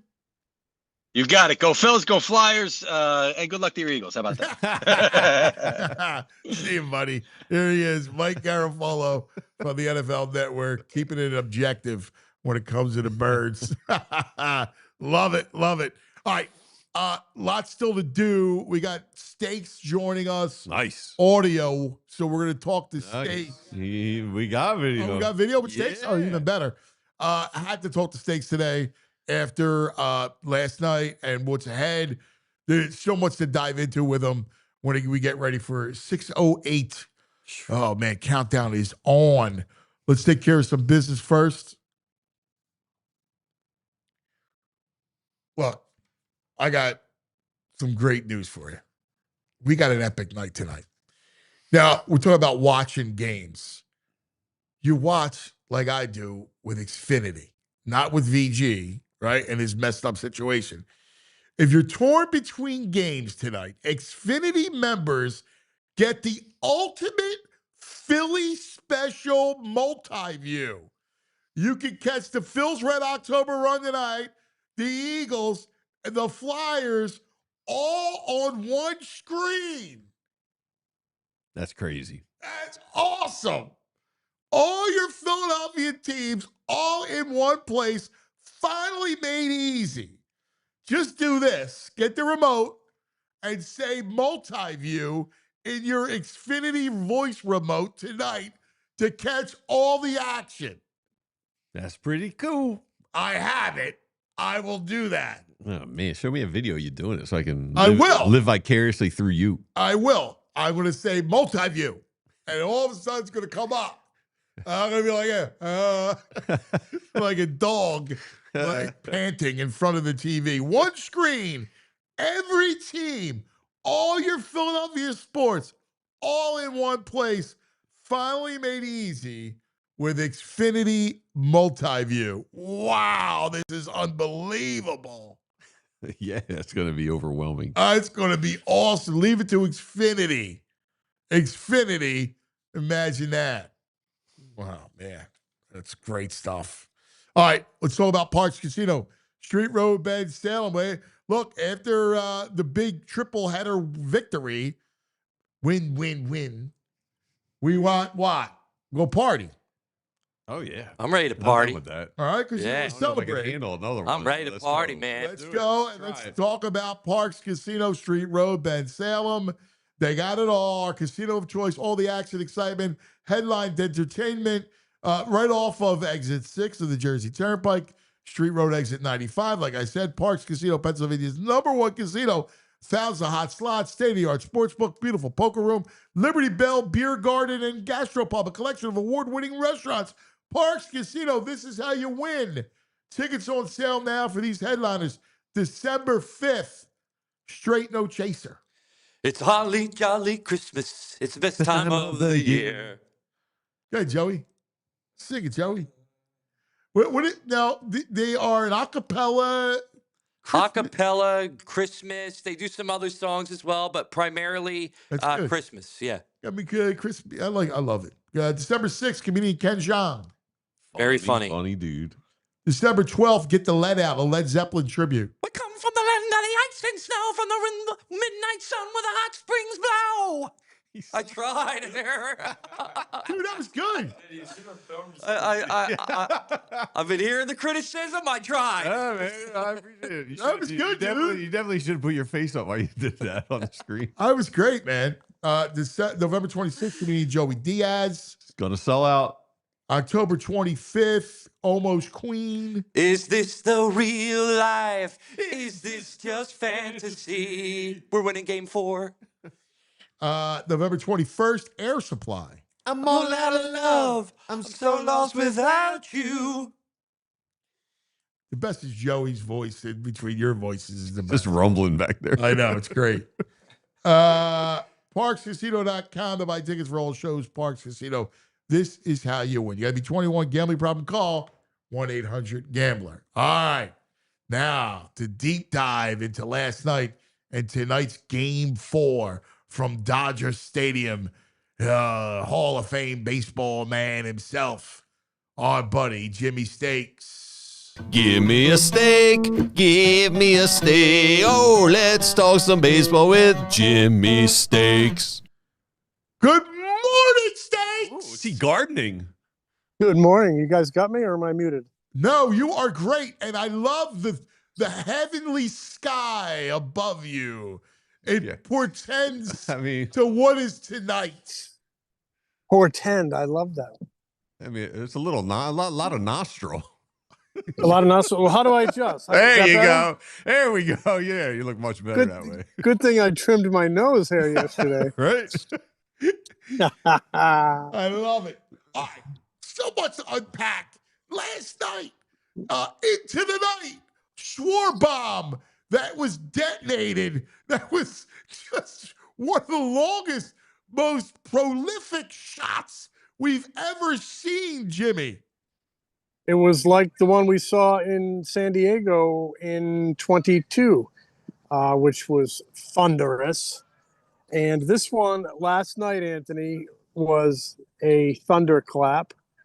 To me, I liken it to the when you call 911 and the first responders show up with the paddles, and they put the paddles and they bring the heart back to life. And that's what this was. It jolted that team to life. And Schwarber's the guy that's done it all year. It was fitting that he was the guy that did it last night. And with that one blow, I think they exhaled and they breathed and they stopped pressing and they saved their season for another day. So Kyle Schwarber, like I said, done it all year. It was really fitting he was the guy to do it last night and get them alive again. I love that analogy. I think it's spot on, that analogy. They had a different approach from then on. They looked like they were playing free. Yeah, they were relaxed. They were playing free. They weren't trying to demolish everything. Harper started using the middle of the field. All of a sudden they tag on, they basically manufacture a couple runs. You don't always have to hit home runs, but this team does need to hit home runs. They are built on the home run because, and I'll say this, all teams are better when they hit home runs. But the Phillies, when Schwarber hits a home run or other guys hit a home run, they're just a much better team. They really are reliant often on the home run. In their last, the last 15 postseason games that this team has played, when they've hit 2 home runs or more, they are 15-0. So you got to do a lot of the little things, and they did a lot of the little things right last night. But you also got to sometimes, pound one over the fence, and that's what Kyle Schwarber did to wake up this team. And then he hit another one to kind of ignite a late inning rally after they had sputtered in the middle innings, and that little late inning rally was huge because it kept Duran out of the game, and he just basically, in essence, had a little side session out there. So he's available tonight for multiple innings, if and when they're going to need him. So it was, to me, a season-saving win. Obviously, literally for another day, but maybe it can spur them to the end here because Christopher Sanchez and Jesus Luzardo, they can win 2 ball games. This is a series. Yeah, I'm with you. And the other guy that ignited that 8th inning rally was a guy I think's had a great series is JT. He's had a great year. Right? Like JT, it's amazing what he does. We kind of take it for granted. In a league that doesn't have a lot of great catchers, he's just amazing, man. He's clutch as all get out. And he was last night, the very definition of clutch. That was a huge home run because, as I mentioned, they sputtered there in the middle innings. They wasted some real promising scoring opportunities, and you're like scratching your head like, uh-oh, is this going to come back to bite them? I mean, you don't make mistakes against a team like the Dodgers, and leaving those runners on base was akin to a mistake. So, JT really helped, spur them through the late innings, and obviously he does a great job with that pitching staff. And what a job that pitching staff did last night. And, the team needed to win, Anthony. And on a personal level, the manager needed to win. You can see the logic in a lot of the moves he's made over the last couple of postseasons. I can see it. But I think, we kind of react viscerally when something doesn't work, and we tend to just flat out just blame the guy. It's up to the players to make some of these decisions work. Every button Rob seems to push the last couple of postseasons, including earlier in this series, kind of just hasn't worked. Well, last night he pushed a really significant button, starting Nola and coming in with Ranger behind him. Essentially, kind of the thought was kind of skip the setup portion of your bullpen and basically have Nola set up out of the gate for Luzardo, have Luzardo take you to Duran. And other than that late rally, which kept Duran out of the game, Rob Thompson pushed the right button. It was a heck of a decision. It was a gutsy decision. I was really questioning it coming in, but certainly don't question it now. The man pulled the right strings, and Aaron Nola, Ranger Suárez et al. Made it all work. Yeah, I was with you, and I was happy for him because Me too. it worked. He's a good baseball man. You know, as much as we can disagree with decisions, Of course he is. the guy's just a lifelong baseball guy. I loved and I agreed with. I know a lot of people were like, "Oh, you got to leave Nola in." I didn't want Nola facing Ohtani again and going through those other lefties. And well, they didn't want him facing him again. I know either. Yeah, I know, and it worked out. Like and Ranger, and the thought process of being able to skip the Strom Kirker. You know, Kirker got in the game later, but was smart. Like in a must win. To be able to go Ranger, to go Nola, Ranger, Duran made a lot of sense to me. it sure did. You skipped, like you mentioned, you skipped the weak underbelly of the bullpen. You skipped kind of a part of the bullpen that has struggled. The biggest question mark coming in. I mean, hey, let's be blunt about it. There's just those guys are just not in the circle of trust. But before this series is over, they might need him to be. So it was good to see Kirkland at least get in that game. But we'll see. They need a good long start from Christopher Sanchez tonight. I mean, he issues to me that what was it? There were 2 outs in the 6th the other night. He's cruising along. He issues a kind of a killer 2-out walk. He's got to get over that hump in that 6th inning. He's got to take him to a good place into that 7th inning. So now you can really consider maybe Duran for multiple outs. So another must win. But like I said, I thought this team has just been. They've been pressing and pressing and pressing for multiple postseasons now, and Schwarber's home run made them exhale. And Rob's pregame remarks to the team, where he basically alluded to them pressing. He told them, don't try harder, trust harder. I thought that was a great message. Yeah, it almost reminded me. I know the stakes were a lot different time in the world, and a lot. It almost reminded me of the Fred Shero comment, win today, walk together forever. I know that was in the finals. There were much different stakes, bigger stakes. But when you're playing for your life and playing to survive, those are pretty big stakes. And I think Rob's pregame message was spot on to that team. They when Schwarber hit that home run, you could see everybody stop trying so damn hard and just kind of let their natural ability take over. And Nola had a lot to do with that too. Come out, just kind of empty the tank. Don't hold back. It's possible. And especially the start too. Remember, Marsh misplaced the right. Ooh, bad. That could have been a disaster. He kept his intact together and did a great job. That's being a veteran right there. That's being a veteran of postseason starts and big seasons. He showed it last night. His performance and his composure. Hey, Jim, explain to me, because I don't understand what Roberts is doing when he's got Ohtani on 5 days rest and he goes Glasnow, who the Phillies have handled. You thought they would go Ohtani at home and come back in Game 5 with Snell. You're right about they've handled Glasnow. Remember, it was at the game back in April, and he just fell apart at Citizens Bank Park, and he's only pitched sporadically. I know he got in a game. Was it game 1 or 2? He got in one of these games. Game 1. But game 1. He's pitched sporadically since, over the last 3 weeks, I'll say. The thinking there is when Ohtani pitches, sometimes his offense suffers the next day. So basically, they're going with Glasnow, so Ohtani will have an off day before Game 5 if necessary. They think having that off day will help his offense, because sometimes, like I said, his offense struggles the day. Yeah, but he's not pitching.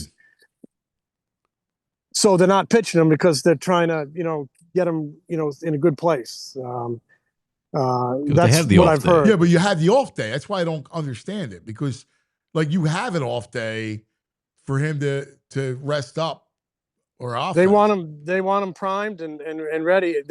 For Game 5. Well, you would pitch Snell in Game 5, wouldn't you? Well, it points to Ohtani from everything I've heard. Why would you want Snell? I I mean, I'll be honest with you, this makes no sense to me. Well, they could also have all hands on deck. Yeah, so they could double. You up don't on think those they guys. would put Ohtani in relief today, do you? I don't know. I don't think so because of the warm-up situation. He's more of a starter, Right. but I guess you never know. Yeah, that's kind of bizarre to me how they're deploying it. Anyway, listen, from a Phillies standpoint, I'm not complaining right now. now. I look because I think the Phillies match up with Glass now. I just think they're trying to really enhance his offense because he's struggled. Yeah. All right. Well, it's how do you feel? You feeling good about it? Like I said earlier, I think Christopher Sanchez and Jesus Luzardo can beat anybody. I feel good with those two arms on the mound.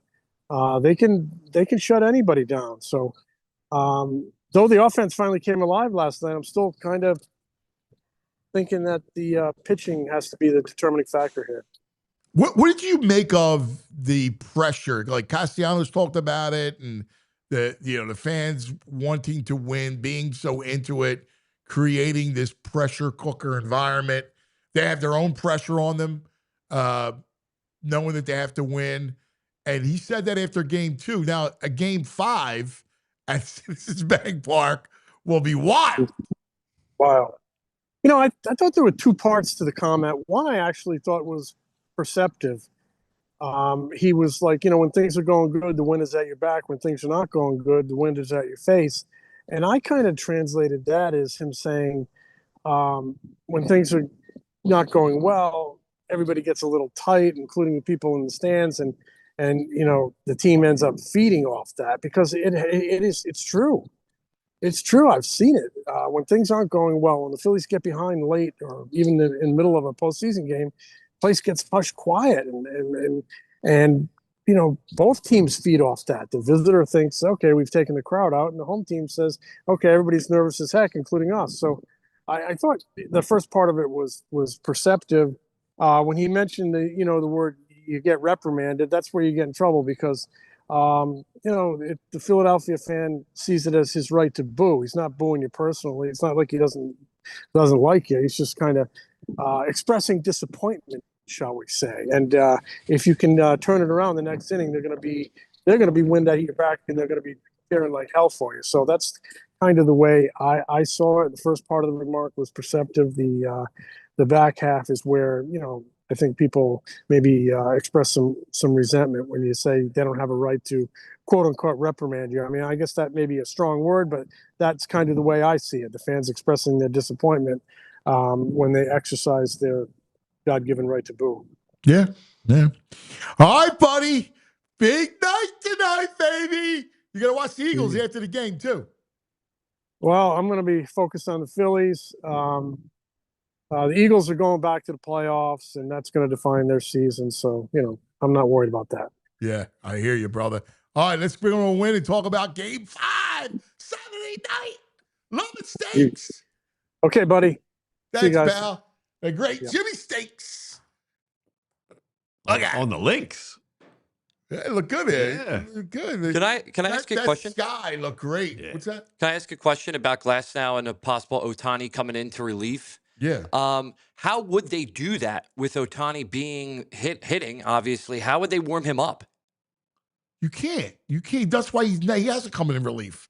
He can't come. I don't understand it. Yeah, like you would have. I just threw out is there any way? But you can't get enough time to warm up. Yeah. You'd have to time it almost where the inning is that he just hit or he just got out. Yeah, if he's not due up for a while. But but still, there's no possible way to use him in that spot. It's too much going on. That's their problem. I'm with you. But I'm just perplexed at this. Why? Strange. I don't know why. But let it happen. I don't know why. Why do you buy Jeeps elsewhere? Yeah, I don't know. No, I agree. I don't know why. Again, it just makes no sense. Strange. Why they would do that. Nope. Loving it. Yeah. I'm loving it. Yeah. I mean, that Dave Roberts, he stinks. Like Dave Roberts. All right, we are in OT. Overtime. Man, we're excited. Oh, I almost feel like I need Tony. I need my Tony to hang out tonight. Tony. Yeah, Tony Gargano. Feels like a Tony night. Dude, I feel it tonight. I'm feeling 3-0. The chat's loving it.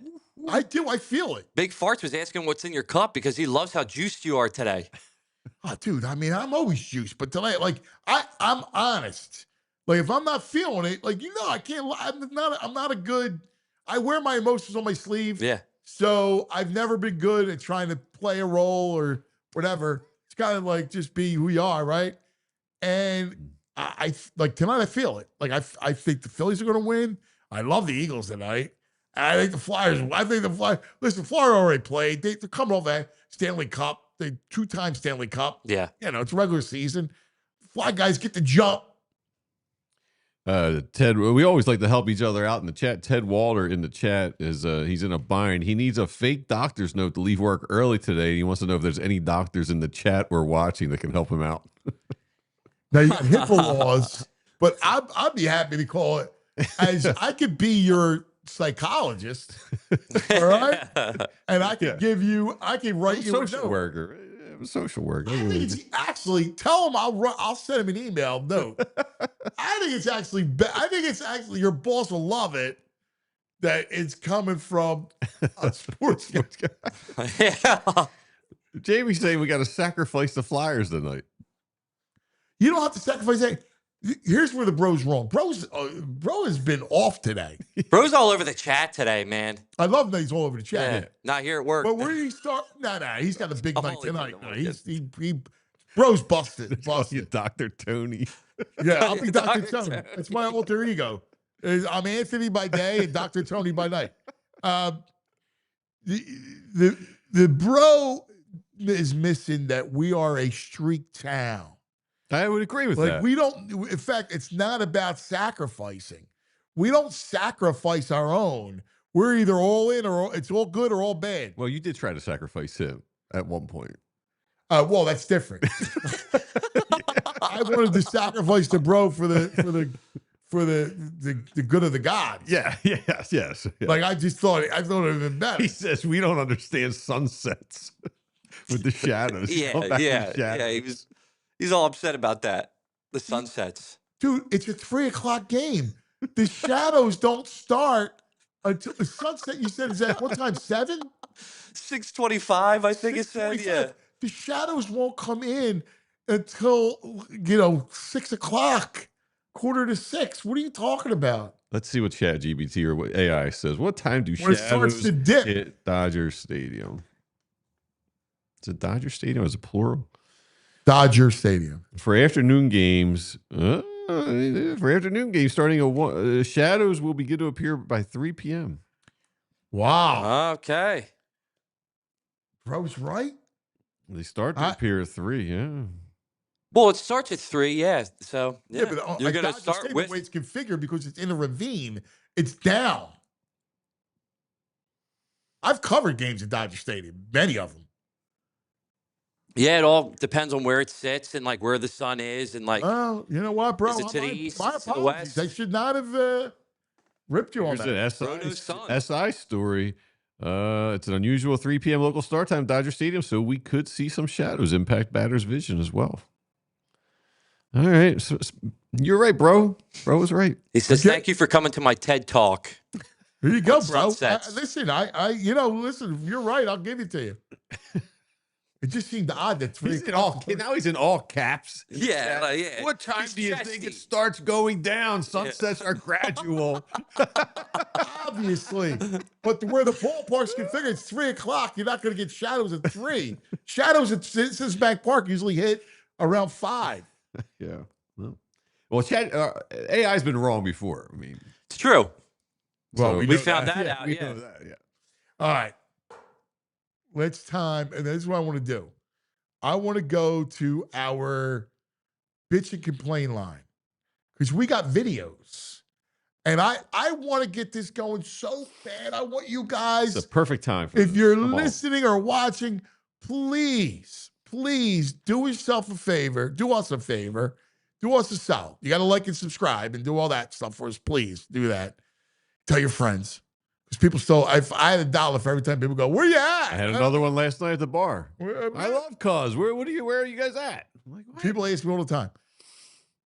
PHLY, YouTube. We're on the other channels, Roku, Xfinity, right? We're on Samsung, all that stuff. But YouTube, right? It comes right to your phone. Also, all the podcasts, wherever you get your podcasts, you can hear the show. Like, subscribe. Just do us a favor. But also, send in videos. And we'll play them on the show. We love to do the Bitch Complaint Line. My goal is to do it every day. But we don't have videos of the day except for Uncle Frank. Yeah. And I love Uncle Frank, but Only you Uncle can't do it Frank. every day. Can't do them every day. A couple times a week. Yeah. Right? Because Uncle Frank's the best. But like, I want all the characters that we used to have to chime in.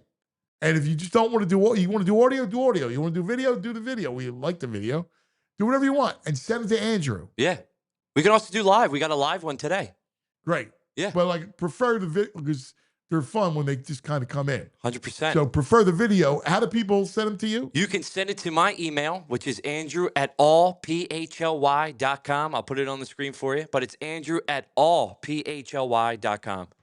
Not too complicated. Love it. Yep. Love it. Love it. All right. Without further ado, let us go to the Bitch and Complain line. Who we got first? Yeah, we got, well, you said his name. Uncle Frank is one of our bitch and complainers. So here we go. As soon as that ball left Schwarber's bat, I bid adieu to Mrs. Uncle Frank and my Tonto Josie. Jumped on a plane, flew 3,000 miles, took an Uber to the bottom of the ravine. Was able to get out of the Uber and catch it before it landed. That damn thing was an ICBM missile. Wow. All right, let's root them on. Jim on leg day. He's got some thin legs. Dude, that was awesome. Can I just tell you? That was great. I love Uncle Frank and Josie, right? And him, like, the camera's not on him, but on the shadow. I think that was the dog shadow, no? I hope. That was his. Those were his legs. They were Yeah. his legs? Sweet legs. They were They thin. look like dog legs. They look like hooves. Like, Hooves. almost like a horse. Half man, half Frank. That was good, but excellent video, Uncle Frank. I was getting a little motion sickness with it. A little like, whoa. I man, like it. moving I thought around. it was cinematic. Bob C says longest and skinniest legs I've ever seen on Uncle Frank. Like Nosferatu legs. It's all the gummies. All right, who It's else a we big got? shadow show today. They're saying a lot of shadows. Dark shadows. No, not shadows. Yeah. All right. We have John Scanlon. This is another Johnny Good Times. Oh, man. Yo, cuz. It's Johnny Good Times. We're up here in MV. Yes! Vineyard. Checking out the spot. Just went for a run. Dude, I was up late last night. My boys pulled it out. Can you believe it? I knew it the whole time, dude. I was saying it all day. Yesterday was a great day. And I was like, the Phillies are just going to do it. They're going to do it. I don't care what the bum Eagles are doing tonight. I don't care. Whoa. I'm out. I'm locked in on the Phils, baby. We're going to crush it. We're going to win tonight. Same type of thing. Sanchez locked down. Bats come alive a little bit. Dude, Bruce, I call him Bruce Harper now. He's not Bryce. Until he gets a hit or a home run or something, he's going to This guy's the greatest. Right now, he's just Bruce, dude. He's just not getting it done. But the other boys, Shorbs comes alive. A little more home run tonight. It's going to be incredible. We're going to crush it. We're going all the way. Phillies in 5, cuz. Love you, buddy. Love you, VG. I love Johnny Good Times 2.0. Awesome. Johnny Good Times 2.0 rules. The bum. Hit him with the bum. That Went for that a was run. awesome. That was good. Accent. Yeah. He was Yeah, great. the hat, Baton Rouge I was call, great with I the call hair. him Bruce. Yeah. So you home run. You're Bruce Harper. Changes his whole persona, Bruce Harper. That's fabulous. That was awesome. We love Johnny Goodtimes 2.0. That's fantastic. Now, the king of the videos, we get him live. Yeah, I love this dude. All right. Who does incredible videos, by the way. Yeah. He is, of course, our buddy CEO, Fit Dad CEO. He's the greatest. Fit Dad. Oh, yeah. Wow, that jacket's awesome. Is that velour? Oh yeah, I went with the whole. I'm channeling my inner Big Dom today. Nice, dude. Got the hat. You got look the, yeah. great. I got to go get myself You a nice look little like ascot Big hat. Dom. If you just had about another 100 pounds, you could be Big Dom. I'm gonna be the black Big Dom.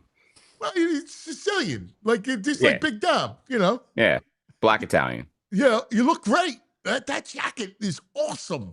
Looks comfortable. It's warm, man. It feels good. It's a whole suit, man. I can show you. It's the whole it's a suit. It's the pants. Oh, yeah. Suit. Yeah. Dude, I want that suit. That's a good suit. I got you. I'll have them send you guys some. That's awesome. Man, that's fantastic. You look fantastic. $1 million. Love So it, great. Fit Dad. I'm excited for the birds. Listen, I'll be honest. I might be your own personal bitch and complain line right now, but I got some grievances to air out. But I'm still excited. I guess we can start with the Phillies if you want. Yes, let's start with the Fightins.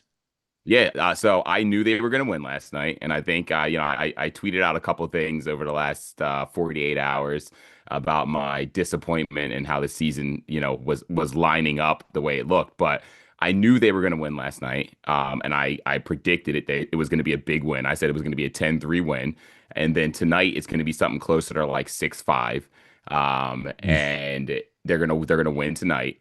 And unfortunately. And I don't mean to take the air out of your sails, the wind out of your sails, but they're gonna come back home and have another stinker. Oh, boo! Come on, man. You know what's funny, Fit Dad? In the script that I gave the script, the alternate ending is the alternate ending. And they're not without. That's not without possibility. I will listen. I'll give you this. This is what I'll say. If they come out tonight and they play like they did last night, where they're not trying to play hero ball, and Schwarber's going to be the guy that goes and gets that monster moonshot home run that he got.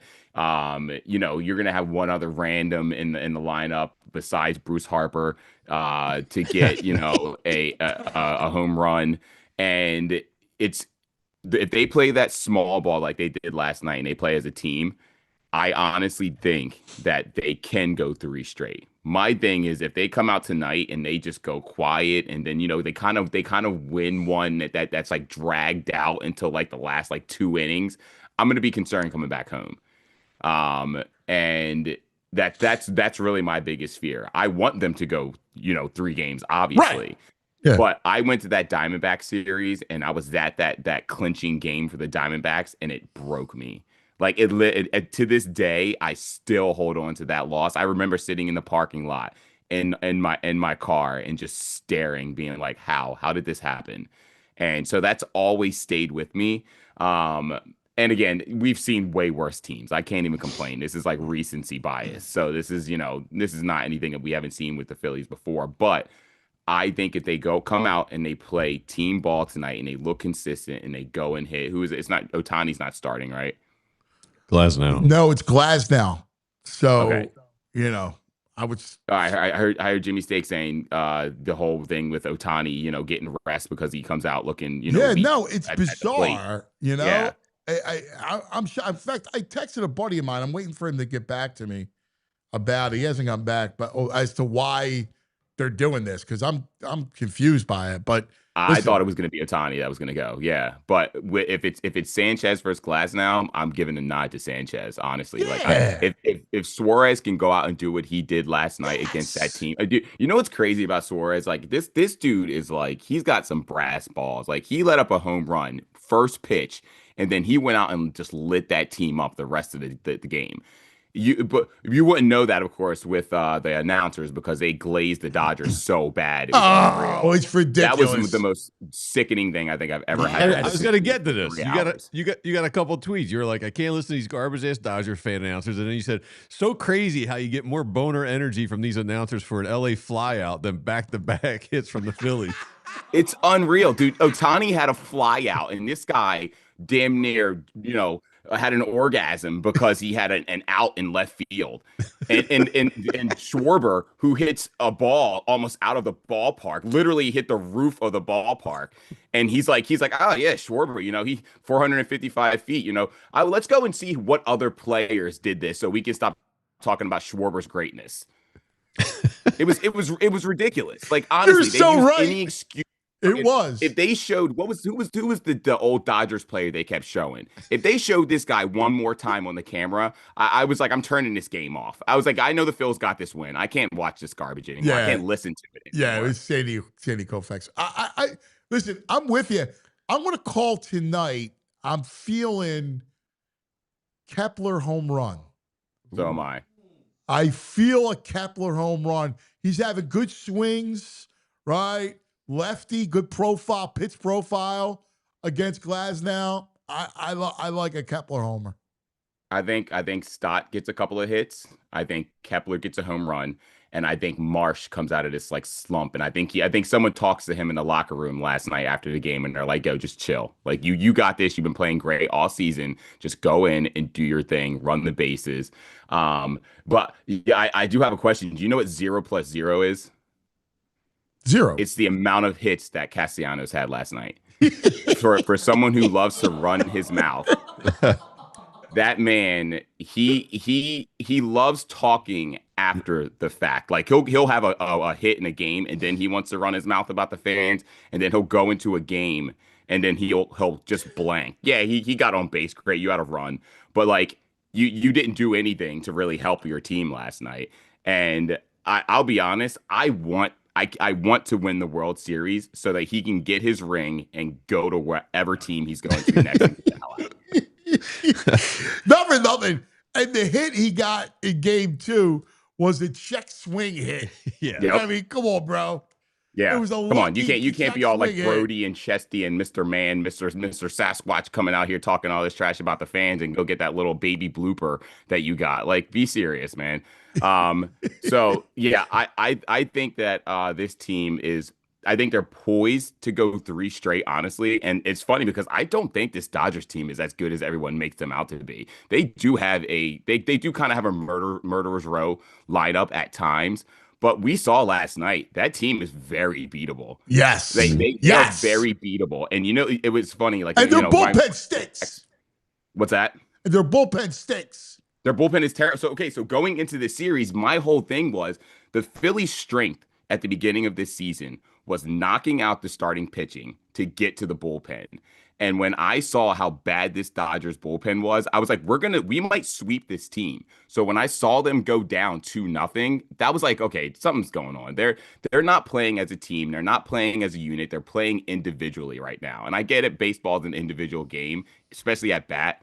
But when you go up there with a strategy and you're saying, listen, we're not going to be swinging for the fences. We're going to be going double. We're going to be going extra base hits. We're going to be, I get home runs or extra base hits, but what I'm saying is they're not playing as a unit. And what I saw last night was a unit playing together. And if they can come out and play like that again tonight, I do believe that they come back home and they actually do win.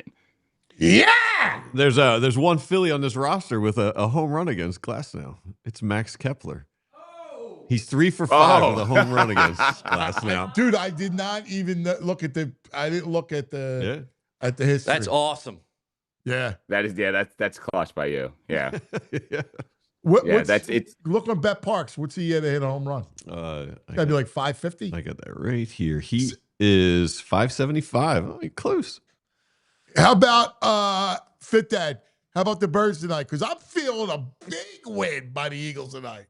Blowout. This is and this isn't one of those things where it's like, oh, the Giants are bad. So going into this game earlier in the season, I was like, oh, the D line for the Giants, it looked really good in preseason. They don't look anything like that. Okay. You got a rookie quarterback. You got him throwing to basically, guys off the street at this point. No Malik Neighbors. I do believe after this whole conversation with Saquon, AJ, Jalen Hurts, they are going to absolutely murder this team. And I'm talking about, and it's a necessary, like, we obviously as fans, we want them to come out every week and just like destroy teams. That's not the way football works. This is one of those games where we're poised to get right, to get back, and absolutely destroy this team by double digits. And I'm not 10 points. I'm talking like 20 plus points. There's absolutely no reason that we cannot do that against this team. Even if Jalen Carter doesn't go tonight, I think, what's his name? Jomo, I think that dude's going to absolutely eat up this offensive line. He's going to terrorize this quarterback.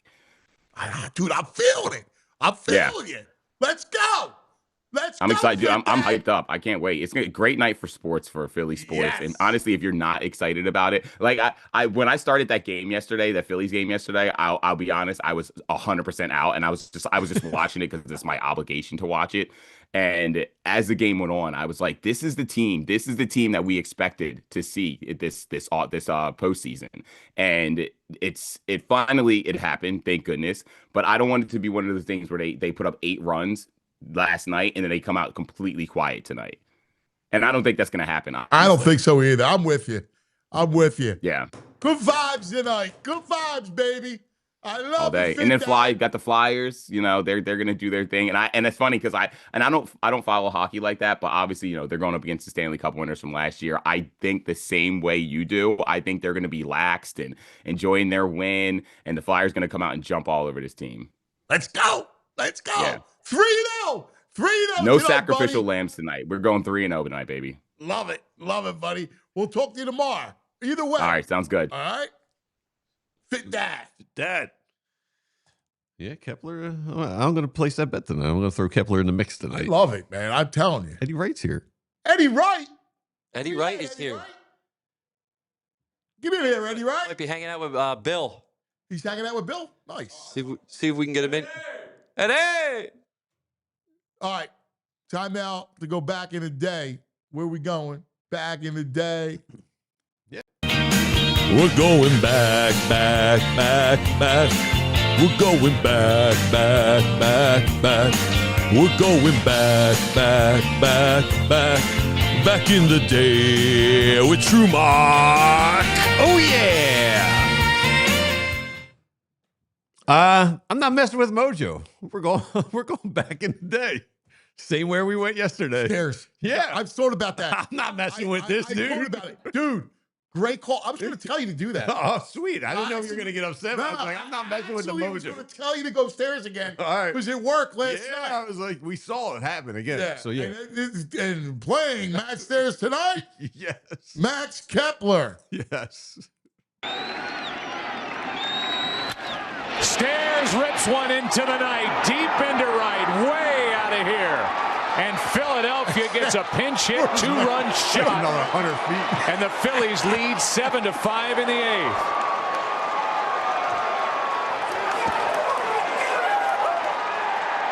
Yeah, you can't mess with it. I had flannel on yesterday. Got to wear flannel. Added to this team by Pat Gillick. Love it. Yeah. Love it. Eddie, say hello. Come here. Show your handsome face, Eddie, right? Eddie. Nothing but positive tonight, Eddie. Return to the topper. That's what I'm calling it. Return to the topper. Yeah. We'll see what goes on tonight. I love it. Max Kepler, I think he took the escalator instead of the stairs. That's just me. Shot that out. But love everybody in the chat. Love you guys. Yeah, man. You're the man there, Eddie, right? All right, everybody. Let's kick off an amazing day in Philadelphia. You got to put good vibes out into the universe. Yes. All right? Make sure you do that. Make sure it's all positive vibes, positive feelings 100%. Going into an epic night where the Phillies will beat the Dodgers behind Christopher Sanchez, 7 strong. Duran, 2 strong with the save. Phillies 5, Dodgers 3. Feel it.